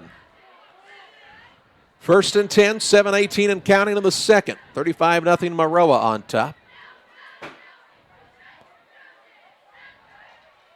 I'm sure there's a couple kids out there from Forsyth as well, and points in between. Here's Stout back to keep it himself, trying to get along the right end, and he's going to just have to try to make something out of not a lot there. Going to gain 2 yards on the play. Out to the 47. It brings up a 2nd down and 8. That was a design run play, but a nice job by the defensive end on the left side of the Maroa defense to keep contained. That young man appears to be Cody Harbin, a 5'8", 215-pound sophomore for the Trojans. 2nd and 8. Sockies tried to catch them over pursuing that time. They'll split Paxton out wide to the left, Ladner out wide to the right-hand side, and under center is Stout. Stout takes the snap. He'll hand it off to the fullback, Howland. He is a pile driven back into the ground. No gain on the play. It'll bring up a 3rd and 8. 3rd down, 8 yards to go. That'll be under 6 minutes to play in the half when the Sockies get this play off here. Harbin again on the stop for Maroa. The Pike County Express, your local family-owned newspaper, serving Pike County since 1991. Check it out each Wednesday on a newsstand near you. Wade Howland is out of the game right now as they brought in some receivers, it looked like. They'll go with 2 receivers to the right, a single man to the left. They've got Freeman, it appears, put out to the right, and then the shotgun is Stout. He's back to pass, has pressure, steps up. Going to break a tackle at the line of scrimmage. Now he's looking for running room out on his lonesome, and he spins forward, and by golly, he's nearly got a 1st down. Takes it to the 46-yard line. Bobby Stout with a gain of 7 yards on the play, and it'll bring up a 4th and manageable here. He kind of made chicken salad out of something else that comes from lemons and carrots that time, John. 2 things that don't go together, lamb and tuna fish. Or something else. 4th and a yard. Saki's going to go for it from the Maroa 47-yard line. Risky play here, but you're down 35-0. They'll hand it off left-hand side. Ooh, and Story is, well, there's not much of a tale to tell this time. No gain on the play, and it's a turnover on downs. So the Sockies went for it near midfield, and it's a turnover on downs. And I'll tell you what, the umpire has a heck of an arm. He really did a nice job throwing that one over. And it'll be 1st and 10 from their own 47 for Maroa with 4:54 to play in the half, leading 35-0. On the Trash Queen scoreboard, we learned last week, Trash Queen, they don't have any what do we say, blue cans? They don't have blue cans anymore. They have black ones now. Pink cans, black cans. But they can help you with all of your trash needs, 320-4320. Jostis is in the shotgun. He puts a man in motion from the left to the right, and Xavier gets. And they'll hand it off to Bose. Bose has fumbled it, and he has it loose. And who's on the football? It looks like Bose has recovered, and he does. He got popped hard that time, and the ball popped loose. No gain, no loss. It'll bring up a 2nd down and 10 from the 47. Bose was hitting the backfield for a loss, and again, he Howland, was wasn't it? Yeah, he was fighting forward. Howland stripped the ball. Trips to the right. Ooh, the Sakis are shuffling some personnel around. Let's see what happens here. They will fake the handoff. Joseph will keep it himself, and look at him go.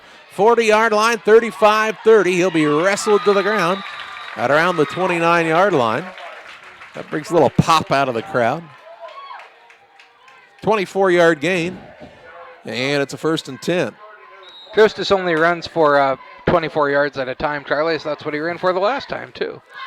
He's in the shotgun, is the young junior.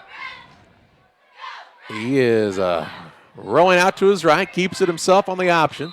Going to take the hit inside the 30 down to the 28, gain of a yard. I'm not sure why he didn't pitch at that time, as it looked like they had good pitch relationship and the outside man would have had more yardage. 2nd and 9, under 4 minutes to play in the half. 35-0 advantage for Maroa-Forsyth. The Trojans. They'll hand it off. Ball carrier this time is Cade Culp. And Culp is the culprit still with the ball. He shimmy shakes his way down inside the Saki 10. Down to the 7-yard line. 21-yard gain and a 1st and goal from the 7 here for Maroa. Ran around people like they were standing still that time. And it's 1st and goal from the 7. Yeah, Colt made a lot of people miss on that set of plays. So I had trouble finding him on the camera that time. John will try to keep up. 1st and goal, 7-yard line here with 3:33 to play in the 2nd. Friday the 13th, and it's been a nightmare start for the Sakis here. They'll pitch it to the left-hand side. The pitch man is Culp. Culp looking for blockers. He's turned back in, and it's going to be taken down. Freeman in on the stop for the Sakis, down to the 6, so a gain of a yard. 2nd and goal from the 6. He ran, about 40 to get that yard, though. And they're calling a fumble on the play. Wow. Recovered by the Sakis. A fumble recovered by Pittsfield, so they turn Maroa away. How do you like them apples? Hit by Freeman was right on the ball. Sakis get the ball on the 5. At the 6, it looks like. So deep in their own territory at their own 6, but hey, it's better than giving up points. No? Absolutely. 3:15 to play in the 2nd. 35-0. Maroa-Forsyth has the advantage over the Sakis. But Pittsfield has the ball, 1st down and 10. Stout's under center. Let's see if Maroa wants to come with some pressure here, see if they can't get a safety. Stout takes the snap. He will hand it up the middle. Going to get some running room is Howland as he takes it out to the 15-yard line. That's a gain of 9. Maybe even 10. Charlie, that was Story. Oh, excuse me, Story with the run. Call it a 9-yard gain, 2nd and a yard. 2nd and 1 from the 15. They nearly moved the chains, but it wasn't quite there. Chain guys were ready. They said, we've been moving up and down the whole night. They kind of look like they're a little winded over there. That Maroa outfit has been on the move offensively. 2nd and 1 for the Sakis from their own 15. Stout takes the snap, turns and hands it off in the backfield. Looks like the ball carrier again is Story. He's got the 1st down. Takes it out to the 19-yard line. A gain of 4, needed 1, and a 1st down for the Sakis. Story 18 yards on 4 carries, 6 first down of the night for Pittsfield. 1st and 10 with 2:50 and counting in the 2nd quarter. Maroa got the ball to start the contest. They ran the opening kickoff back for a touchdown. They have not been turned away on the offensive side until now. Yeah, until the fumble. Ladner is split wide to the right. Split backs for the Sakis. Under center is Stout. Hands it off on the right side. Has a nice carry on the play. Does the running back Grattan. Out across the 25 to the 28-yard line. A gain of 8 on the play. Brings up a 2nd down and 2. If that spot is correct. 64 yards on 9 carries now for Grattan. That hole opened up huge on the right-hand Yes, side, did. though. There's a lot of running room there. Nice job by the line to move some people around. 2:07 and counting in the 2nd quarter. They'll put Ladner to the right. Stout's under center. Freeman's the wingback on the near side. He'll hand it off to the 2nd back, and this time it's Grattan for not much of a gain, if any at all. No gain, and it's 3rd and short. So 3rd and 2 from the 27-yard line. Damon Emmerich at Great Rivers Bank here to help you with all of your auto, residential, and commercial loan needs. Call Damon at 285-4404. That's 285-4404. Third and a long 2 here. Stouts under center, takes the snap, hands it off, left side. He's got his man in Story. Looked to turn it upfield. He has the first down as he takes it to the 30, a gain of 3. And a fresh set of downs for the Sockies here at the 122 mark of this second quarter. 7th first down of the night for Pittsfield. Story with 21 yards on 5 carries now. And a 1st and 10 with 117 now as they'll Going to have to call open the it up play a little live. bit, aren't they, Charlie? Well, if they're going to score, they also get the ball to start the second half. True. Did the Sockies. So, you don't have to be too chancy here. No, but you'd like to buy one and get one. Yeah. Stouts under center. He's back to pass. He's looking for his man Ladner, and he overthrows him. Didn't look like they were on the same page that time. Incomplete pass stops the clock and brings up a 2nd and 10 from the 30. What you don't want to do here is give Maroa another chance to score. Yeah, or a pick 6 there, and that would have been, that ball was thrown too low. That probably would have been what that would have been. Bowlers Universe now open Monday through Friday, 11 a.m. to 11 p.m. Saturdays, 10 a.m. to midnight. Open bowling on Fridays and Saturdays with Cosmic Bowling starting at 8 p.m. Daily food and drink specials. Looking for a fun fundraising idea? They have options. Call Hannah, 285-6913. That's 285-6913. Bowlers Universe. Check out Hurricane Creek at Bowlers Universe September 20th from 8 to midnight. Stouts in the shotgun. He's back to pass. Has some time. Throwing downfield. Has Freeman. Freeman caught and driven into the ground to the 40-yard line. That should be a first down for the Sockies. It is a 10-yard pickup and a 1st and 10. Nicely thrown ball that time by Stout. Nice job by Freeman to hang on to it and when taking the big hit. They're 1st and 10 to the 40-yard line with 44 ticks, and the clock starts as they kept the man in bounds. Sockies do have 1 timeout. 2 receivers to the right. Stout again in the shotgun with 30 seconds. He is going to hand it off. It's a fumbled handoff. Howland, to check that, Grattan picks it up. He's still on his feet, looking to try to get to the sideline. Takes it out to the 47-yard line. A gain on the play of, let's see. About 7. He took it from the 40 to the 47, so that would be a gain of 7 on the play. And it'll bring up a 2nd and 3, and the Sockies will whistle a timeout here. 23.8 seconds to play in the half. 35-0 the advantage for Maroa-Forsyth. But the Sockies, John, have had some positive momentum on the offensive side each of their last 2 possessions. They have, Charlie, and, that's what they're looking for right now is you just got to gain, you got to react. You got to figure out what you need to do and just try to compete as best you can. I can tell you a year ago I was at the contest, John. It was 60-0 at halftime. It could have been worse. Maroa was that high-powered on the offensive side, so if you're Pittsfield, again, moral victories are what they are. You're not happy with moral victories, but sometimes you have to take the victories that well, you're not happy to be down have. 35-0, but would you rather trail by 35 or 60? That's true. I'd rather not trail at all. Well, the fans are enthusiastic here tonight. 23.8 seconds to play in the half. That one is at least. 2nd down and 3 here from the 47-yard line. Stouts under center, double wing. What have they come up with here? A pitch, a little razzle-dazzle. Grattan's back to pass, needs to get rid of it. That's a face mask, is it not? At least a 5-yarder, but... Sockies tried the halfback pass. They're going to lose yardage. Back to the 43-yard line. That's a loss on the play of 4. He also went out of bounds, so that stops the clock, and it's 3rd down and 7 from the 43-yard line. I don't know about that one. You don't think Grattan has the arm of the former Saki Perry Bonds, Charlie? Wasn't going to launch at 60 yards for the TD? I didn't see him throw the receiver gloves down in the backfield to signal the halfback pass, as Perry did, and it still worked. Threw to one guy. Over and over again. Still worked. Yeah, I don't know how, but... They'll split Paxton out to the left, Ladder to the right. They need to get this one off. Stouts back to pass. He's looking to throw it downfield, underthrown, and it is going to be out of bounds. Stops the clock with 6.8 seconds to play. And that means the Sockies will probably have to punt here. And Maroa will have a chance for a special teams play here on 4th down. What were you saying? I was thinking that was 4th down, but it was just 3rd. Never mind. Yep.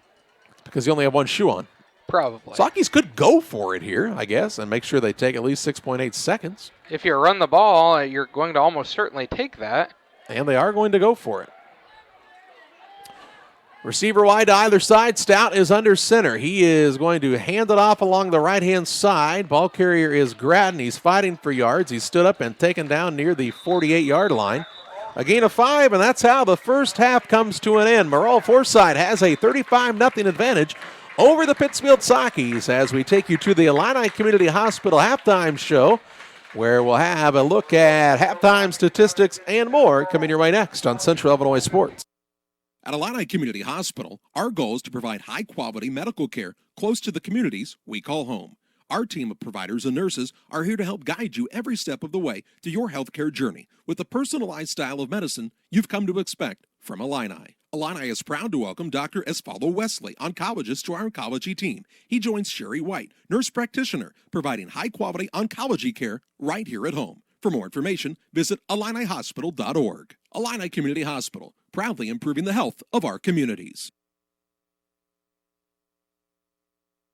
Geared Up is your local source for custom apparel and awards. Geared Up offers a wide variety of apparel options, including embroidery, t-shirts, sweatshirts, polos. We do it all. Ask us how we can help you raise funds for your local school or organization. Find us online at www.wegearyouup.com or call 217-473-6290. That's 473-6290 for Geared Up custom apparel and awards. At Lanham Chiropractic, their mission is to ensure that they guide each patient to the possibility and enjoyment of a healthier you. Dr. Chris Lanham works together with each patient to identify the cause of the chiropractic issue and address it through chiropractic care, proper nutrition, and natural supplements, all while utilizing honest and trusting communication. If you're looking for a hands-on chiropractor who's proud to call this area home, call Dr. Chris Lanham at Lanham Chiropractic in Pittsfield at 212-285-6300. Together, we build. It's more than just a tagline at John Petty & Sons Custom Builders. It's our way of life. Our team is committed to building high-quality, custom-built commercial and residential facilities to fit the needs of your family or business. From design, new construction, renovation, and repairs, we have the expertise to turn your project into reality. Call us for a free quote at 217-248-6196. That's 248-6196. Or check us out on Facebook. John Petty & Sons Custom Builders. Together, we build. We welcome you back on the Illini Community Hospital halftime show. It is an advantage for Maroa-Forsyth of a 35-point lead, 35-0 over the Pittsfield Sockies. Illini Community Hospital for more than 75 years. Illini has been serving the community with high-quality, personalized medical care close to home. Learn more about their services by visiting IlliniHospital.org.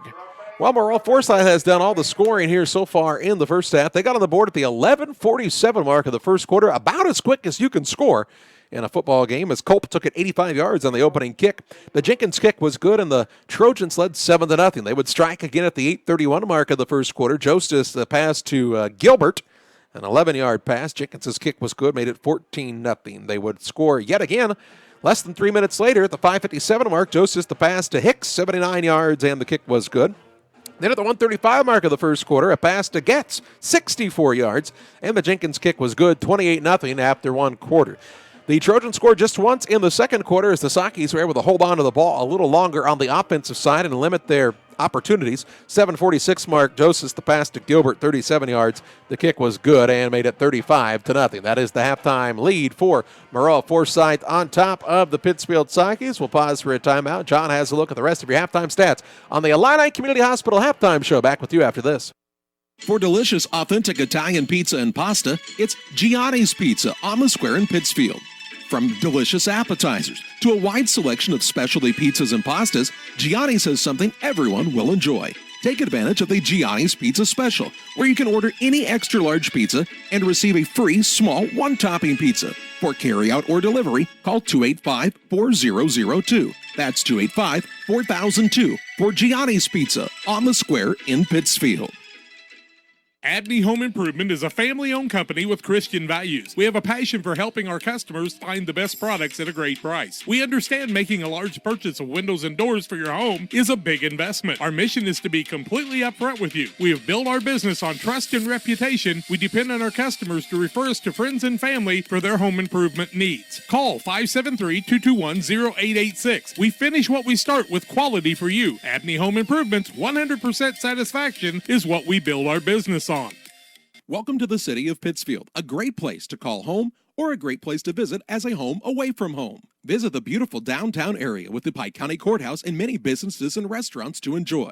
Then check out the Pittsfield City Lake, a great place for boating, fishing, and camping. And new to the lake this year, a disc golf course. Learn more about all that the city of Pittsfield has to offer by visiting their website, pittsfieldil.org. The city of Pittsfield and Mayor John Hayden wish the Sockies good luck this season. The Farmers National Bank of Griggsville with locations in Griggsville, Mount Sterling, and Pittsfield. Maybe you ask, why choose Farmers National Bank of Griggsville? The answer is simple. Local people, local decisions, and local commitment with local investments. We have many products and services to meet your needs. We invite you to find out more about us. Go to fmbgriggsville.com and explore all the services we offer. Visit any of our 3 friendly locations in Mount Sterling, Griggsville, and Pittsfield today. The Farmers National Bank of Griggsville, local people helping local people, member FDIC.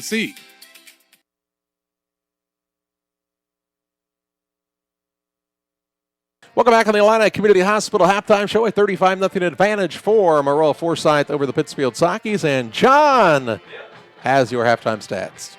First for the Maroa-Forsyth Trojans, they finished the first half with 12 first downs to 8 for the Sockies. They were led in rushing by 49 yards by their quarterback, Wade Justice, on 3 carries, 27 yards on 5 carries for Bryson Bowes, 14 yards on 3 carries for Cade Culp, 12 yards on 1 carry for Ben Gilbert, and 9 yards on 1 carry for Dalton Torbert in the first half to total out to 111 rushing yards. Their quarterback, Wade Justice, is 7 of 8 passing, 87.5% for 208 yards. Passes completed 79 yards for a touchdown to Drew Hicks. 72 yards on 2 receptions for Xavier Getz, 48 yards on 2 receptions for Ben Gilbert, and 14 yards on 1 reception for Bryson Bowes. And so 111 rushing yards, 208 passing yards, 319 total yards of offense in the first half of play. The Trojans were called for 1 penalty for 5 yards for illegal participation in the first half. The only penalty of the entire first half, Charlie. Yep, but a clean one. For the Pittsfield Sockies, they finished with 8 first downs in the first half of play.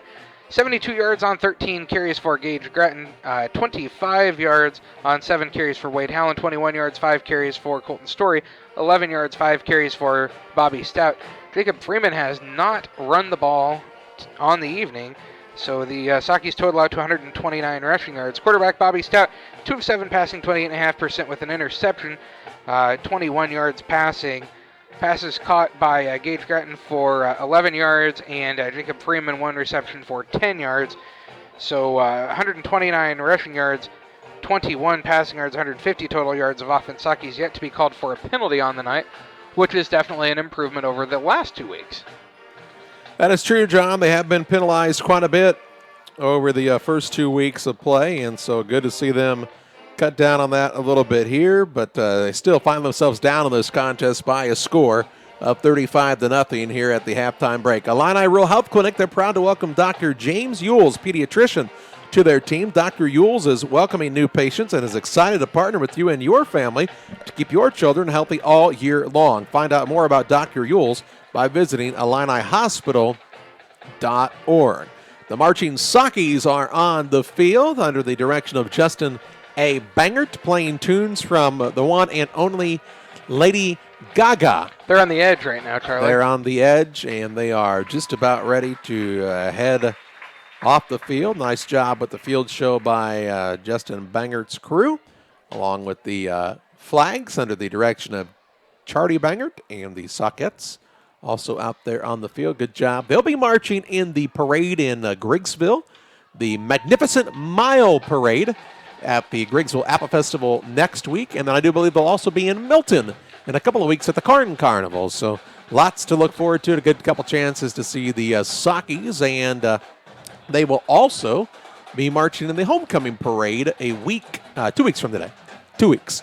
homecoming. The Sockies play host to New Berlin, I do believe, for homecoming this year. So should be a good opportunity for the fans to come out and see all of the young people perform. A timeout here on the Illini Community Hospital halftime show, 35-0. Maroa on top of Pittsfield, and we're back after this. Wish you had extra cash for a vacation, a boat, a new car, projects around the house? Free up more cash for the things you want by taking advantage of low interest rates. Refinance your home with Great Rivers Bank and keep more of your money by lowering your monthly payment. Start the process online at greatriversbank.bank and work with one of our experienced loan officers to get the lowest rate possible. Great Rivers Bank, member FDIC, and an equal housing lender.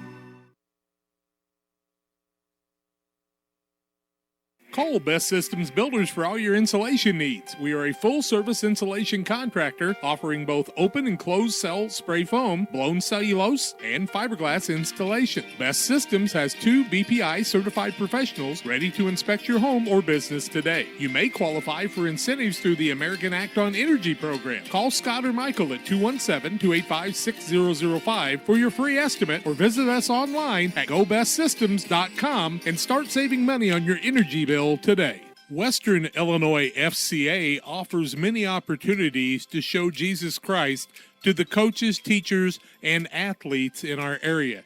This is Jack Hall, along with Todd Sweatman, our director, and Julie Ross from the Quincy area. I am an area ambassador for Fellowship of Christian Athletes, and we would like to show you how you can start a small group huddle at your school on a weekly or bi-weekly basis. Just give us a call at 217-473-5151 or 217-370-2008, or go to Western ILFCA for more information. That's westernilfca.org for more information. Our next home team banquet will be on September 22nd at 4 o'clock in the afternoon on Sunday at Hamilton's Catering in Jacksonville. Go to westernilfca.org for more information. Isaac Bruce from the Rams will be our speaker. Join us for FCA of Western Illinois.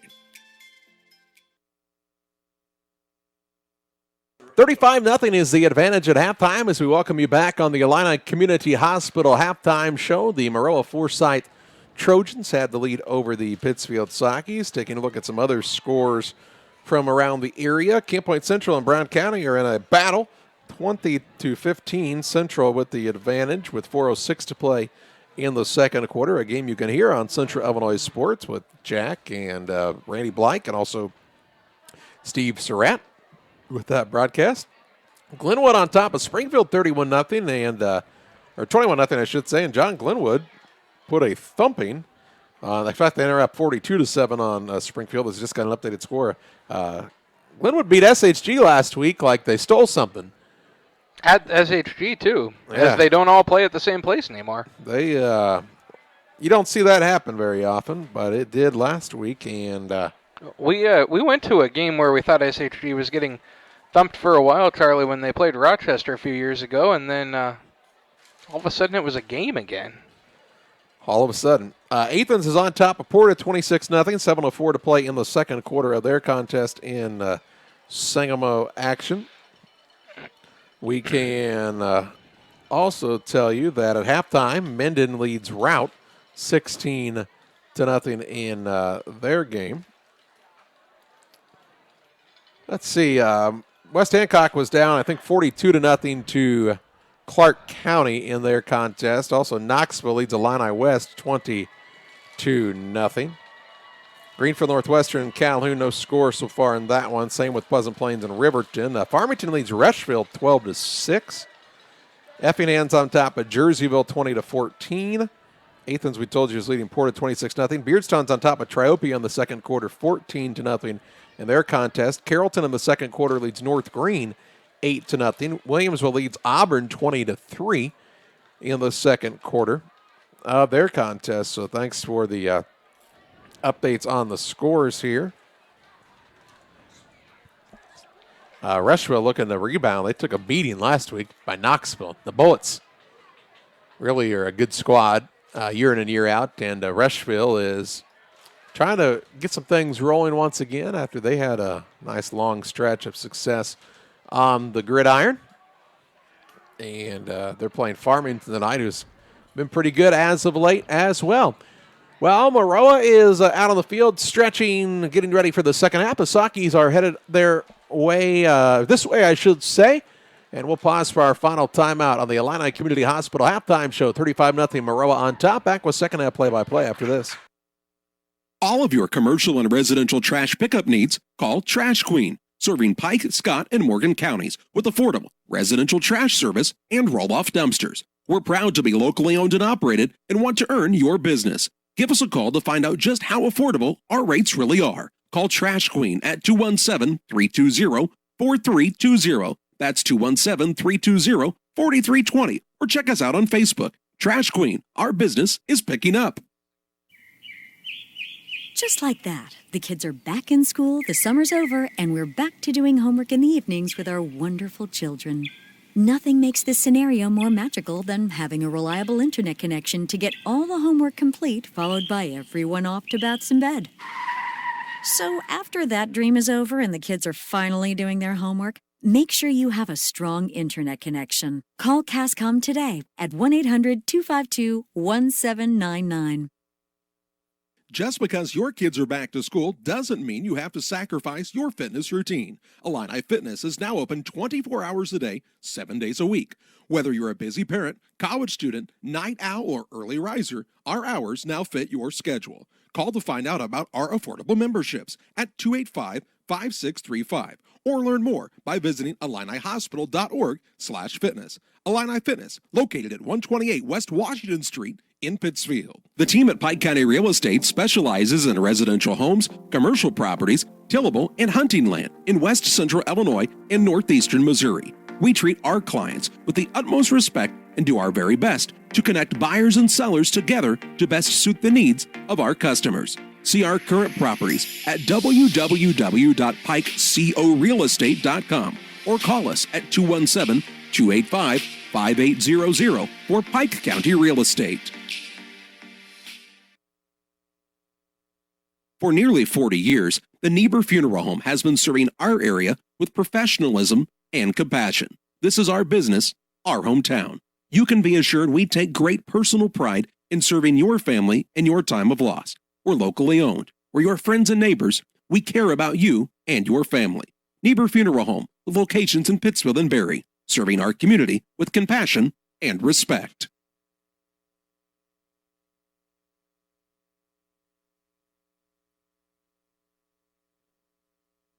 Welcome back on the Illini Community Hospital halftime show. 35-0 is the lead for Maroa-Forsyth on top of the Sakis of Pittsfield. And Pittsfield will get the ball to start the second half of play. We remind you about Illini Express, here to serve you with walk-in medical care when you need it. Open 7 a.m. to 7 p.m. every Monday through Saturday. Illini Express sees patients ages 18 months and older with no appointments necessary. Learn more about their services by visiting IlliniHospital.org. Pittsfield will get the ball to start the second half. And John, although the first quarter was not one to write home about, the second quarter was a little bit more competitive, and the Sakis were able to move the ball on the offensive side, yet to cross the goal line, but looking to do that on this first drive of the second half. Yeah, just got to keep improving, Charlie. That's the goal right now. Keep improving. Each quarter you play, if you keep improving by the end of the year, you'll be doing pretty well, I think. And let's see, Maroa's kicker. Let's get his name right. I don't want to misspeak. That's William Hoffman, Dustin Hoffman's nephew. I thought it was Darren Hoffman. Dennis Hoffman is what you said. Well, Charlie said no relation to Dennis Hoffman. Hey, rest in peace, Eddie Money today, by the way. 2 tickets to Paradise and wonder who he took on the second ticket. Lots of other hits as well. Thanks, John. All right, well, we're not a segue away from that other than Hoffman's about to kick it off, and Freeman's back deep along with, who's our other deep man back there, John? Is it Logan Howland? They're really far away. It's hard to tell. We'll go with that. Corget's one of the up men. Here's the kick by Hoffman. It is high and not extremely deep. Corget takes it at the 20. Across the 25-yard line. He is leveled at the 29, near the 30. I mean, he was leveled by Aiden Reiser, a 5'9", 165-pound freshman. He came with a full head of steam, didn't he? Yeah, he looks like a rising star for this squad. 1st and 10 from their own 30 for the Sockies here at the 11:55 mark of the third. Trailing 35-0, but looking for some action here. 2 receivers wide to the right, split backs behind Stout, the quarterback. They'll turn and hand the ball off right-hand side. The hole closed up very quickly that time. Gain of a yard, brings up a 2nd and 9. Ball carrier was Grattan. Thank you.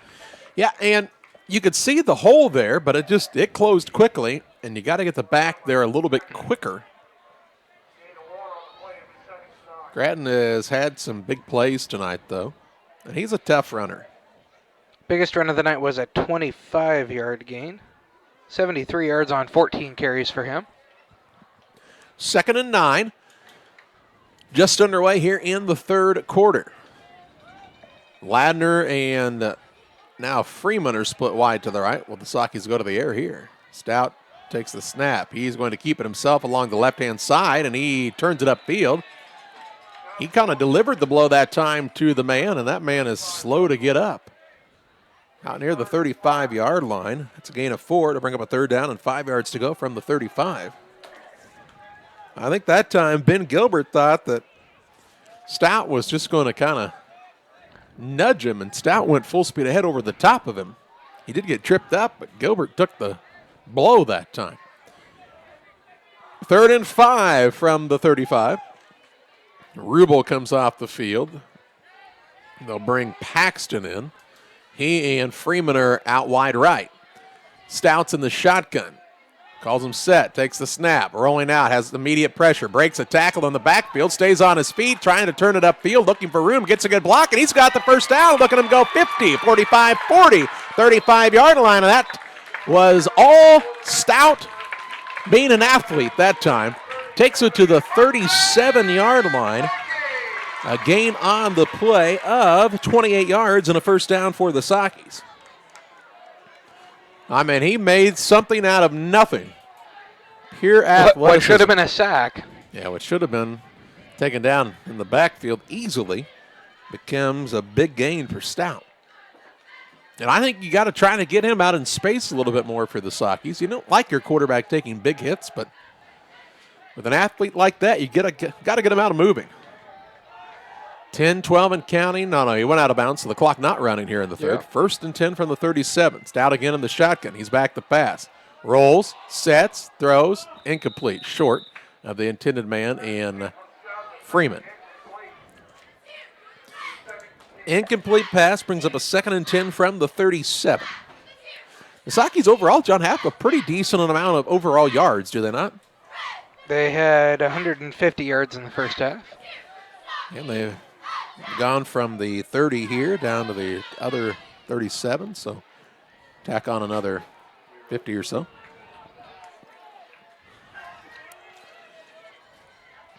.10:08 to play here in the third.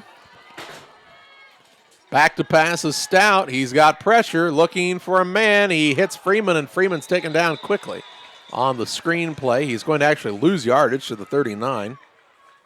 Loss of 2 on the completed pass. And it will bring up a 3rd down and 12. You ever heard the phrase, "What have you done for me lately"? Yes. Just want to make sure. Okay. Just curious. Didn't know. I don't know if I missed the play right before the incomplete pass where he ran for 28 yards or not. I couldn't remember. Split backs, a receiver wide to either side. Stout is going to hand it off, and the ball is loose, and it is going to be recovered by the Trojans, it appears. And it is, so fumble on the handoff, and Maroa will take over 1st and 10 from their own 41-yard line. 1st and 10 from the 41, so good field position for the Trojans here at the 9:20 mark of the third. So they had some momentum, but it stalls with the fumble. And now a score by Maroa would give them a 40-plus point spread and would run the clock. Trips left, single man to the right. Jostis is in the shotgun formation. Single back to his right is Bose. He will fake the handoff, looking right, has it to Drew Hicks. Hicks is going to turn and now take it back outside. He's got the first down and is then shoved out of bounds near the sticks. Gain of 12 on the play, and it'll be a 1st and 10. All the way to the 48-yard line of the Sockies. That was Hicks that caught that ball, Charlie? Yes, it was. Thank you. 1st and 10, Trojans right up to the line. Trips left, single man to the right. Jostis is in the shotgun, puts Bose in motion, going to pass to the left, and it is juggled and caught by Xavier Getz. Flag down. And an illegal block, possibly. Takes it to the 46. It would be a gain of just a couple. But flag on the field. It's going to be a hold against Maroa. Who was the end on this side that did such a nice job? Was that Nate Anderson? I think it was. He's really played well these last 3 games, Charlie. And Anderson's just a youngster, isn't he? Just a sophomore? I believe so. 170-pound sophomore. Holding is the call, and the flag was at about the 49, so they'll move it back to the 41. That's their own 41 for Maroa.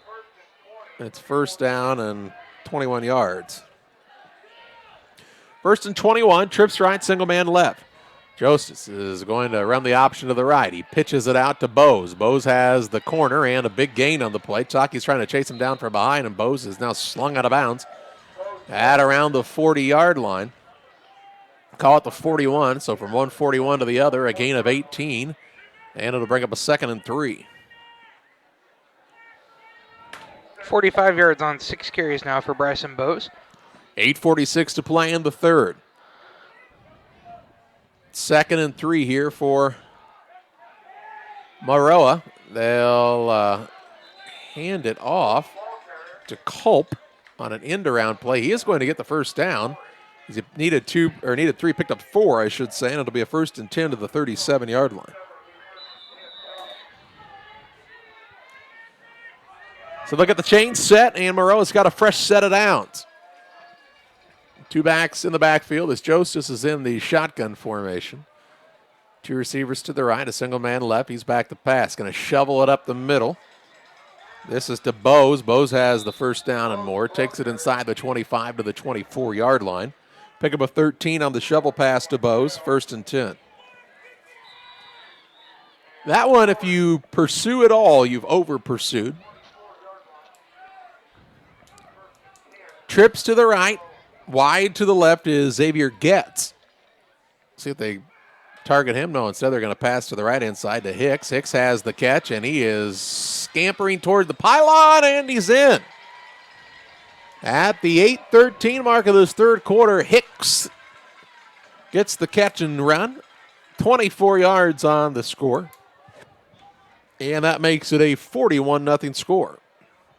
Maroa on top on the Trash Queen scoreboard, and that will put the running clock in motion here, and the rest of this contest will not take long at all. 41-0 Trojans with the lead.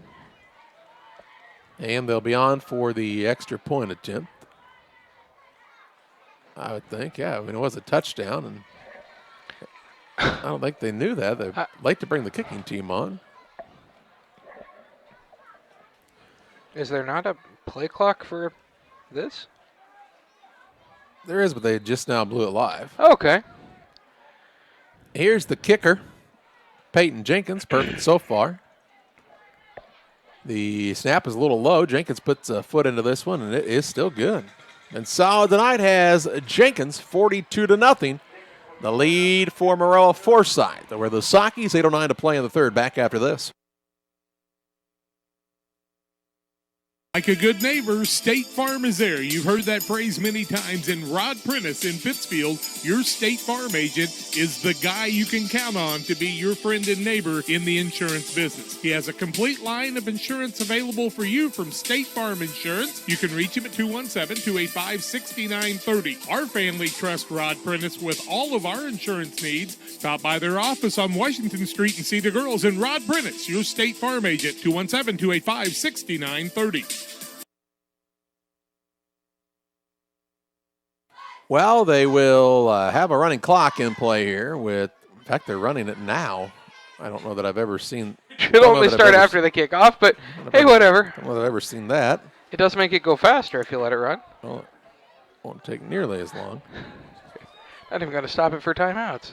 Timeouts, touchdowns, and injuries are the only times the clock will stop from this point on, as it's a 40-plus point spread. And kicking it off here again is William Hoffman. Nice deep kick going to be taken by Howland at about the 11-yard line. Takes it across the 20, 25, and that's where it'll be taken down. Logan Howland takes it to the 27, and that's where the Sockies start first and 10 at their own 27 with 6:39 and counting here in the third. Realmet and Twine, located just north of Pittsfield across from the airport. Realmet and Twine, your local headquarters for concrete lawn ornaments, statues, fountains, and so much more. Stop by and see them or call 285-5013 for Realmet and Twine. First and 10 for the Sockies, who have had some success moving the ball at times tonight, but have been unable to find pay dirt to this point. They have not forced Maroa to punt tonight. They did force one turnover on a fumble. Stout is going to hand it off on a little bit of a delayed handoff. Ball carrier appears to be Grattan. Let's make sure as he comes off the bottom of the pile here, it is Gage Grattan. He'll take it out to the 29, a gain of 2, brings up a second down and 8. Slow whistle that time. Looked like he was stopped, but they let him take him all the way down.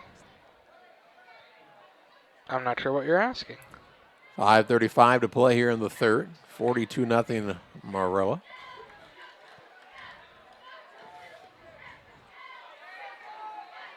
Second and 8. I formation. Stout takes a snap. He'll keep it himself this time around the right end. He'll have a nice gain on the play out to the 49-yard line. A gain of 10, and it'll be a first and 10 for the Sockies. How many first downs now, John? 10 first downs on the night for Pittsfield, 16 for Maroa-Forsyth. Stout with 53 yards on 8 carries now. Maroa has scored quickly a couple of times, though, so it doesn't. They have. It doesn't take nearly as long. Those first downs don't, you only get one for that. Yeah, they don't accumulate nearly as fast that way. 4:44 and counting to the third. Fresh set of downs for the Sockies from their own 39. They'll hand it off to Howland as the ball carrier. He'll fight for tough yards along the left side. Out to the 44-yard line. A gain of 5. Brings up a second down and 5. Another delayed handoff there. I think they're trying to delay the handoff a little bit, Charlie, to see if you can get some of those defenders to run by. A lot of pressure. But the Sockies have shown they can move the ball. And I think, Paul Petty talked about it on our post-game interview last week.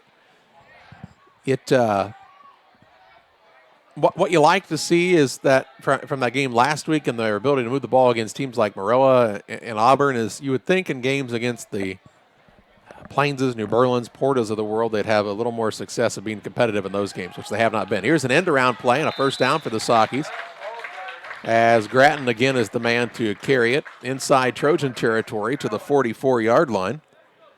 That is a pickup of 12 yards and a first down for the Sockies. A first and 10. Grattan with 87 yards now on 16 carries. He's really putting some numbers together. It appears to be most of the starting offense still out there for Maroa at the time, with 3:25 to play in the third, 42-0. The lead for the Trojans. The Sockies moving the ball a little bit here, double wing formation. They actually have another new man in the backfield. That appears to be Ben Leppert also in the backfield, and now a penalty flag flies. We had too many men in motion. Yeah. So I don't see Jacob Freeman. Is Freeman on the field right now, John? I don't see him out there if he is. Illegal procedure against Pittsfield. 5-yard penalty. Freeman looks to be a little lame possibly here on the sideline, limping a little bit. Getting some water. So they've checked Leppert in at the wingback position. wing. Yep. Ben Leppert is a senior, I do believe now. He is. Hard to believe. 6'2", 205 pounds and a senior. It's Leppert. Very athletic kid. Single receiver to the right, double wing formation as Stout will be under center. Puts a man in motion. He will be back to pass. Steps into the throw, looking downfield, and it is way overthrown. Was looking for Leppert, but way overthrown that time. Incomplete pass. Brings up a 2nd and 15.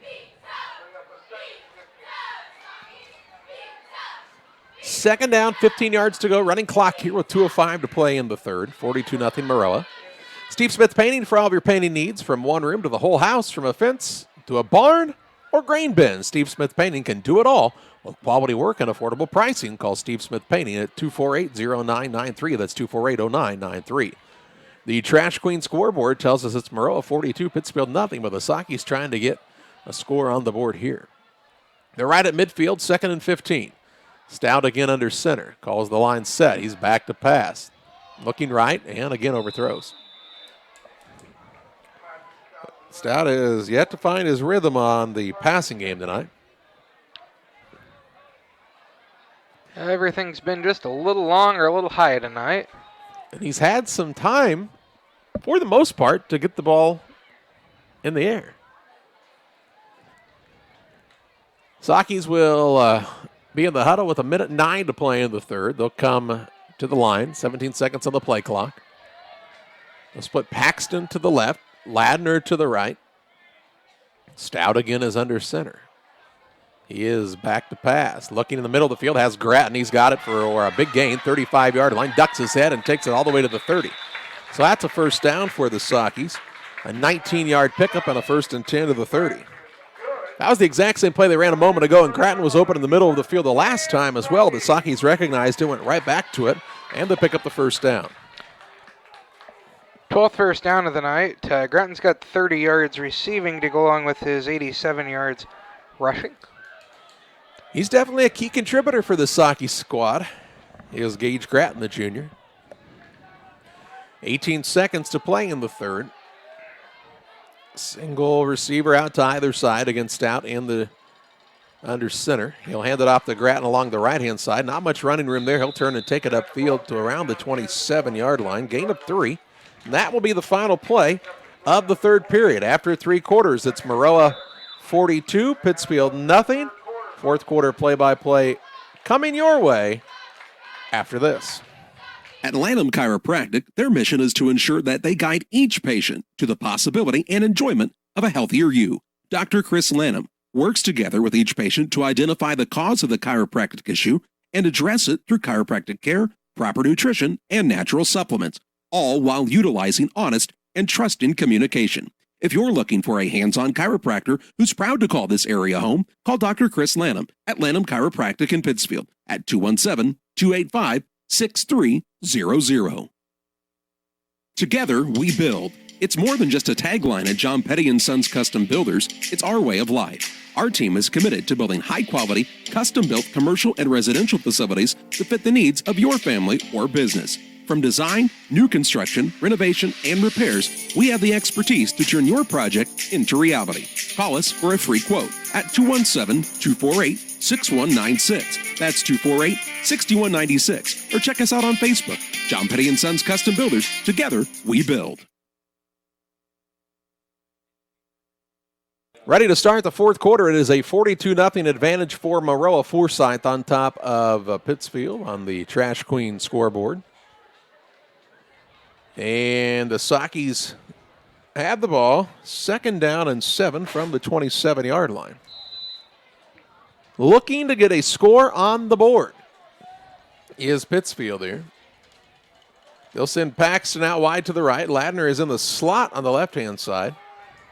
Stout is under center. Uh-oh, here comes the blitz. He pitches it around. They'll try the double reverse and looking for some running room. And, well, they're actually going to end up losing yards on this play. Paxton ends up being the ball carrier to the 30. He loses 3. Paxton needed to run outside as there was a hole outside, but where he ran was nothing. Problem with plays like that is it takes so long to develop that a good team like Maroa will get it figured out. I personally, I'm not really second guessing anybody, just giving an opinion. I would have just run something a little more traditional, like Gage Grattan right or Gage Grattan left. It's worked okay at times tonight. Now they'll be in the shotgun with this 3rd and 10. Stout's back to pass. Steps up, going to try to run, and he runs right into the defense. A loss of another 2, and it brings up a 4th down and 12 from the 32. 4th and 12 from the 32-yard line with 10:55 and counting in the 4th. You're in 4-down territory. Well, yeah, I'm down 42-0, so really not much to lose here if you're the Sockies. But this is high school football and not the NFL, so you're not going to kick a field goal here probably. You have a very long high school field goal. Not many kick 42-yard field goals in high school. Those that do go on to kick at another level. Stout is back to pass. He's trying to set up a screen, and it's picked off, and the big boys got to look out. Picking it off that time is that Lettrell again? Nope, it is Cody Harbin, the sophomore, 5'8", 215-pounder. Picks this one off, and it'll be Maroa football at the 46. So Stout throws the second interception of the day. Comes to the 10:06 mark of this 4th quarter. And Maroa takes over 1st and 10 at their own 46.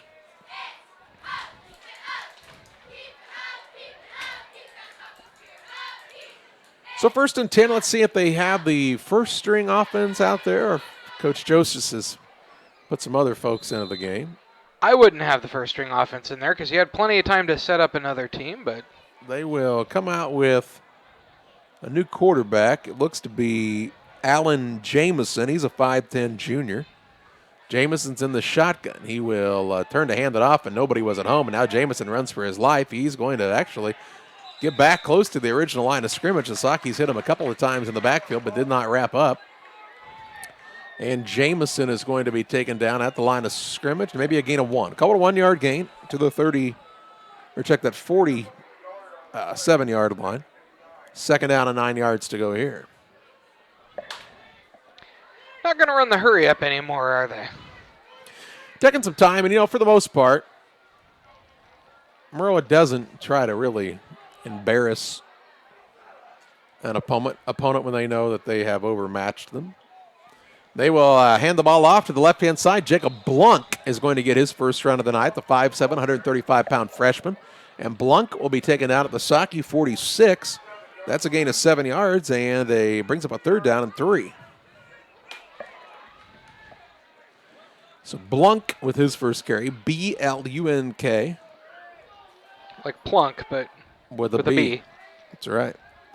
Put a man in motion. Jameson will have too many men in motion. They were trying to get the ball to LaRon McLeod, the 5'9", 145-pound freshman.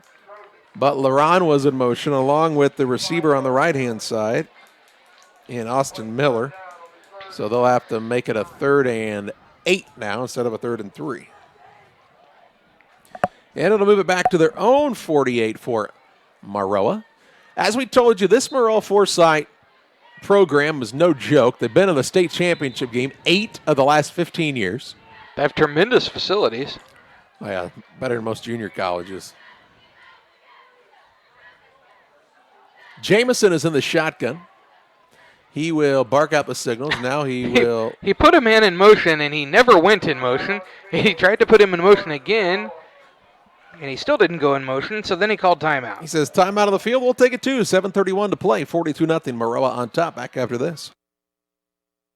Abney Home Improvement is a family-owned company with Christian values. We have a passion for helping our customers find the best products at a great price. We understand making a large purchase of windows and doors for your home is a big investment. Our mission is to be completely upfront with you. We have built our business on trust and reputation. We depend on our customers to refer us to friends and family for their home improvement needs. Call 573-221-0886. We finish what we start with quality for you. Abney Home Improvement's 100% satisfaction is what we build our business on.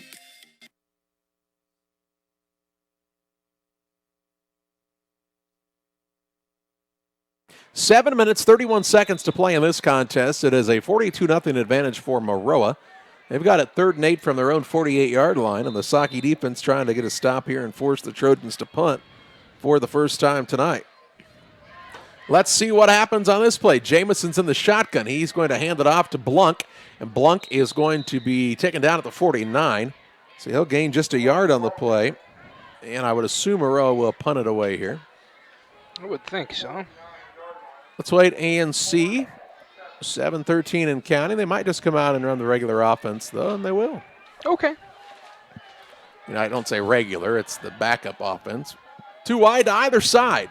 Jameson in the shotgun. Tries to draw the Sakis offside. Does not do so. Still the hard count. Now he'll look down at his wrist, as does everybody on the field. They'll say, what time is it? They run and play 14, from what I can hear.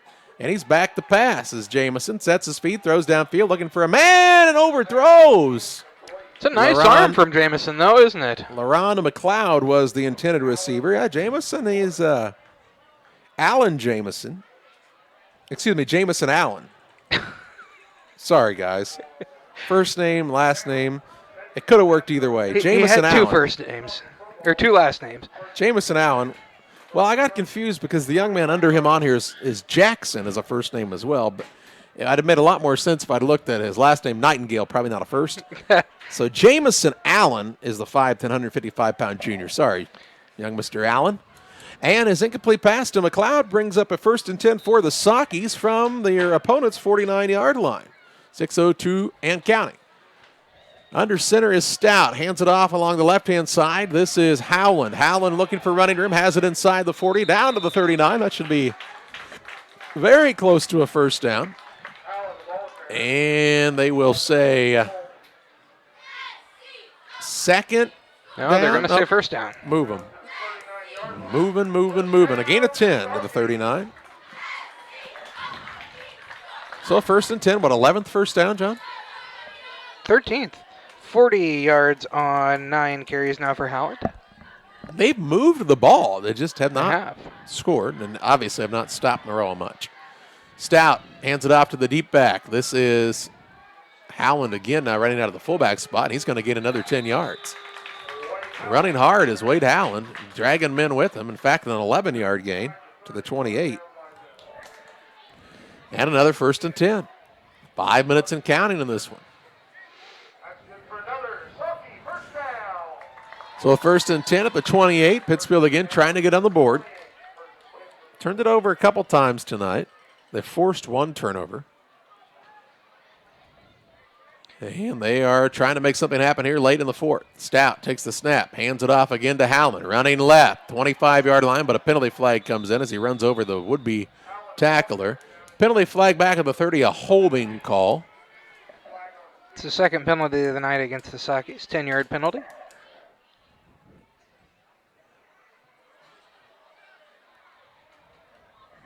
So that'll move it back to the 40 and bring up a 1st and 21. So not an ideal situation, but 1st and 21? No, it's not. Not a lot of plays for that in the old playbook. It's better than 3rd and 21. Back to the 40-yard line. Story got called for the hold, and he was incredulous that he did not hold anybody. The center was tying his shoe. He had to hurry up to the line there. It's Blaine Dell playing the center spot tonight. They'll hand it off to the first back. No, Stout had a little trouble with the exchange.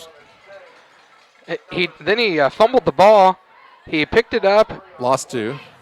And then stiff-armed a man. 2nd and 23 from the 41. Headed the wrong direction right now are the Sakis. 3:20 and counting in this one. Trailing 42-0 is Pittsfield on the Trash Queen scoreboard. Glad you're with us, though, on Central Illinois Sports. Really a nice crowd on hand tonight at Glen C. Smithfield. Nice, cool fall evening. Beautiful day. They'll hand it off to Grattan on the right-hand side. He's looking for running room. Break it outside. There he goes, young man. Grattan will take it down inside the 10. Wrestled down at the 9.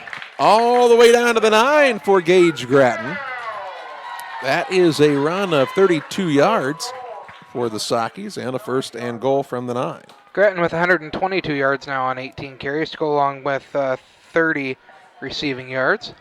He's just a big back, is Grattan. Hard to tackle in the open field and has some pretty good speed. When he breaks through that line, that burst of speed is pretty impressive.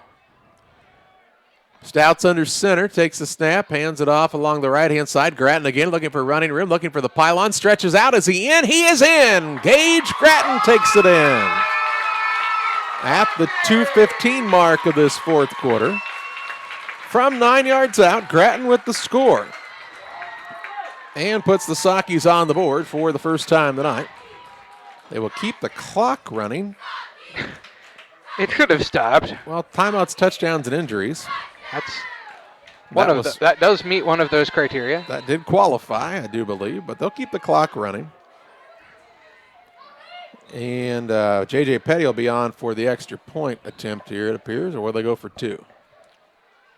I think they're going for 2. I didn't see Petty come on. He's standing on the sideline still. So they will go for 2. Stout under center. He will put a man in motion, hands it off to the motion man. That is Story, who's in for the 2-point try. No, that was Leopard, excuse me. Leopard was the ball carrier. Makes it 42-8. So they now will stop the clock with 1:14 to play. We'll keep it right here. 42-8 the score as Gage Grattan has the touchdown. And John? Yes, sir. Grattan has, again, had a good night and really has probably been the most consistent guy to pick up yards for the Sockies so far this season. He has, and he's been the guy who's been able to pick up yards against everybody so far, and that's good to see. As there were several games last year, Charlie, where the Sockies would have been happy with 122 total yards of offense, and Grattan has 122 yards on the ground on the evening. 42-8. With 1:14 to play in the fourth. This Maroa squad going to go to 3-0 on the season. The Sockies are going to drop to 1-2. Pittsfield's on the road next week at North Mac. Where's Maroa head? Maroa, John, I'll have to look that up in a second for you. We can tell you Auburn and Williamsville. Auburn trying to sneak back in it. They're down 27-17 with 10:07 to play in their contest. Here's a little squib kick by Petty. It will go out of bounds, and Maroa will probably take the ball at the 35, I'd guess. Where'd it go out? Did it go out inside? It went at the 32, yeah. Okay. I wouldn't take it at the 32. Either way, it's going to take some time to make a decision, and they're going to have to probably run. Well, the clock isn't running. I'm not sure why. They'll take it to the 35, and I think Maroa can just kneel this one out or just run a couple of simple dive plays. The clock should be running now, though, right? Well, I would think so. I mean, the kick, as soon as the ball is kicked off. But it wasn't ever really live there because nobody. But as soon as the ball is kicked, the clock starts again, doesn't it? No. It does not? Not until it's touched? Now they have a third-string quarterback in the game. This young man is running the ball, and that is Jack Horvey. Horvey is a 5'7", 140-pound freshman. Jack Horvey. Could be Horv, Horve. We'll go with Horv. And Jack is going to gain 1 there. Jack with a yard gain, and now somebody down and hurt for the Sockies with 40 seconds left. I'll have the trainer take a look at him. And everybody's going to head off. Looks like a lineman. Because a lineman came on. Nate Gunder came back onto the field, and I can't tell who's down and hurt for the Sockies here. You always hate to see this. Especially late in a game like this. I mean, you hate to see it any time, but...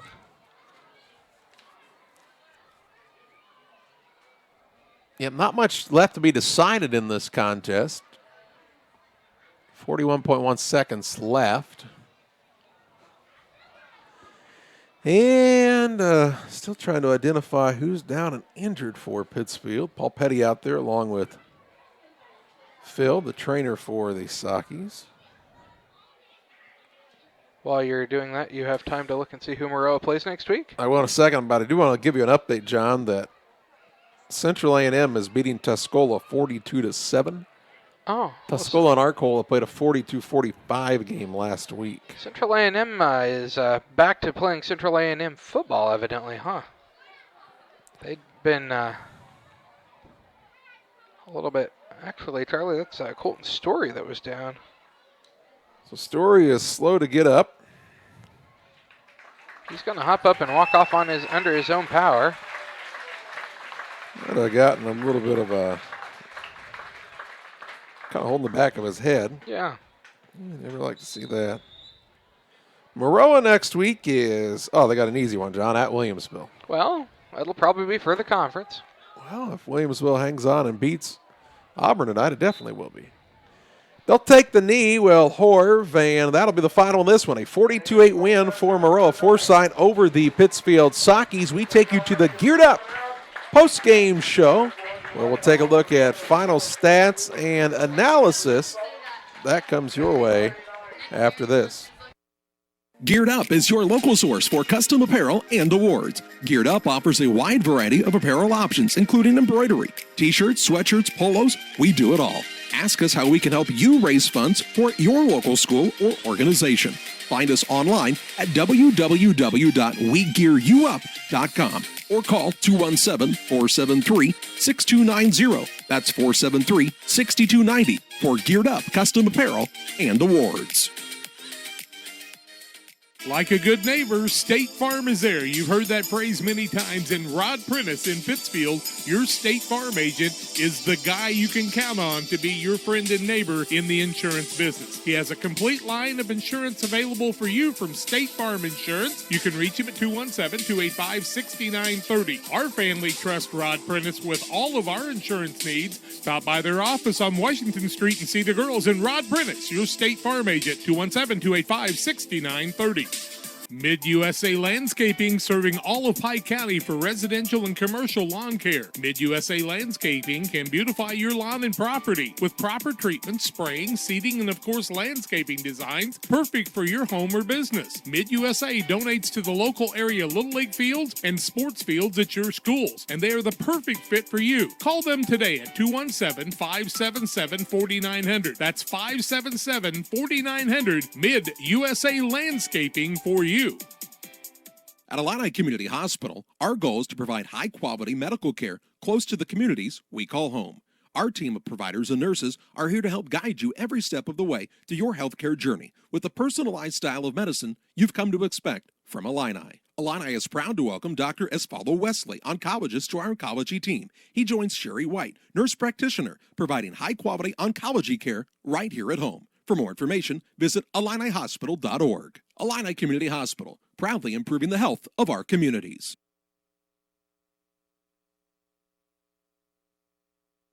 Welcome back on the Geared Up post-game show. Final score in this contest, a 42-8 win for Maroa-Forsyth over the Pittsfield Sockies. Does your business or organization need customized apparel from t-shirts and sweatshirts to polos and jackets? Geared Up has the gear you need. Visit WeGearYouUp.com to learn more. Well, John, the Sockies found themselves down 28-0 after the first quarter, held Maroa to just one score in the second quarter, but could not keep the Trojans out of the end zone in the third. The running clock was instituted, and they lose this one 42-8. Yeah, so let's look at some final stats on the evening. The Sockies finished the night with 16 first downs, 16 also for Maroa-Forsyth. They were led in rushing by Gage Gratton with 131 yards on 19 carries, 49 yards on 10 carries by quarterback Bobby Stout, 51 yards on 10 carries for Wade Howland, and 21 yards on 5 carries for Colton Story, and negative 3 yards on 1 carry for Nolan Paxton, to total out to 249 rushing yards. Quarterback Bobby Stout was 4 of 13, passing for 31% with 2 interceptions and 38 yards. Passes completed 2 catches for Gage Gratton, 30 yards, and Jacob Freeman caught the ball twice for 8 yards on the evening. Sockies were called for 15 yards and penalties on 2 called penalties. So 249 rushing yards, 38 passing yards, 287 total yards of offense for Pittsfield in the ball game. For Maroa-Forsyth, they were led in rushing on the evening with 49 yards on 3 carries for Wade Jostis, 45 yards on 6 carries for Bryson Bowes, 18 yards on 4 carries for Cade Culp, 12 yards on 1 carry for Ben Gilbert, 9 yards, 1 carry Dalton Torbett, 1 yard on 1 carry for Jamison Allen, 8 yards on 2 carries for Jacob Blunk, and no yards on 2 carries for Jack Horv, to total out to 142 rushing yards. Quarterback Wade Justice was 10 of 11 for 91% for 257 yards on the evening. Catches were 115 yards on 3 receptions for Drew Hicks, 72 yards, 2 catches. Xavier Getz, 48 yards on 2 receptions for Ben Gilbert, 27 yards on 2 catches for Bryson Bowes. So 142 rushing yards, 257 passing yards, 399 total yards of offense for Maroa-Forsyth. And they also started off the game with a 85-yard kick return, so an awful lot of yardage for them on the evening. All right, let's pause for a break here on the Geared Up post-game show. We'll wrap this one up on Central Illinois Sports after this. Wish you had extra cash for a vacation, a boat, a new car, projects around the house? Free up more cash for the things you want by taking advantage of low interest rates. Refinance your home with Great Rivers Bank and keep more of your money by lowering your monthly payment. Start the process online at greatriversbank.bank and work with one of our experienced loan officers to get the lowest rate possible. Great Rivers Bank, member FDIC, and an equal housing lender.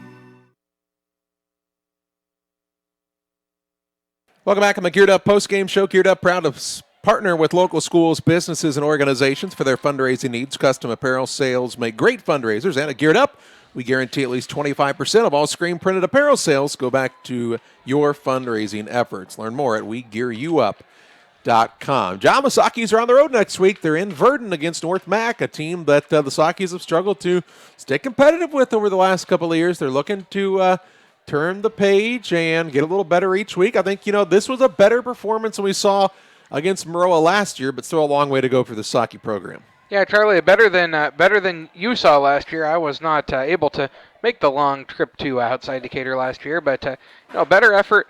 We're able to move the ball again. I mean, I think that's been the difference so far that we've seen from last year to this year, Charlie. Is there were games last year the Sockies really didn't move the ball on the offense at all. They've been able to gain offensive yards against everyone so far, but got to just continue to improve every week, and some wins will come. Hey, we thank you for joining us here on Central Illinois Sports. Tonight's broadcast has been brought to you in part by Bowler's Universe, Pike County Express, Trash Queen, Real Net and Twine, Steve Smith Painting, Great Rivers Bank, Best Systems Insulators, Fellowship of Christian Athletes of West Central Illinois, Trash Queen, Cascom, Illini Community Hospital, and Illini Fitness, Pike County Real Estate, Niebuhr Funeral Home, Geared Up, State Farm Insurance Agent Rod Prentice, Mid-USA Landscaping, Lanham Chiropractic, John Petty & Sons Custom Builders, Gianni's Pizza, Abney Home Improvement, the City of Pittsfield, and Farmers National Bank of Griggsville. Final score in the contest, a 42-8 win for Maroa over Pittsfield. This has been another Central Illinois Sports presentation.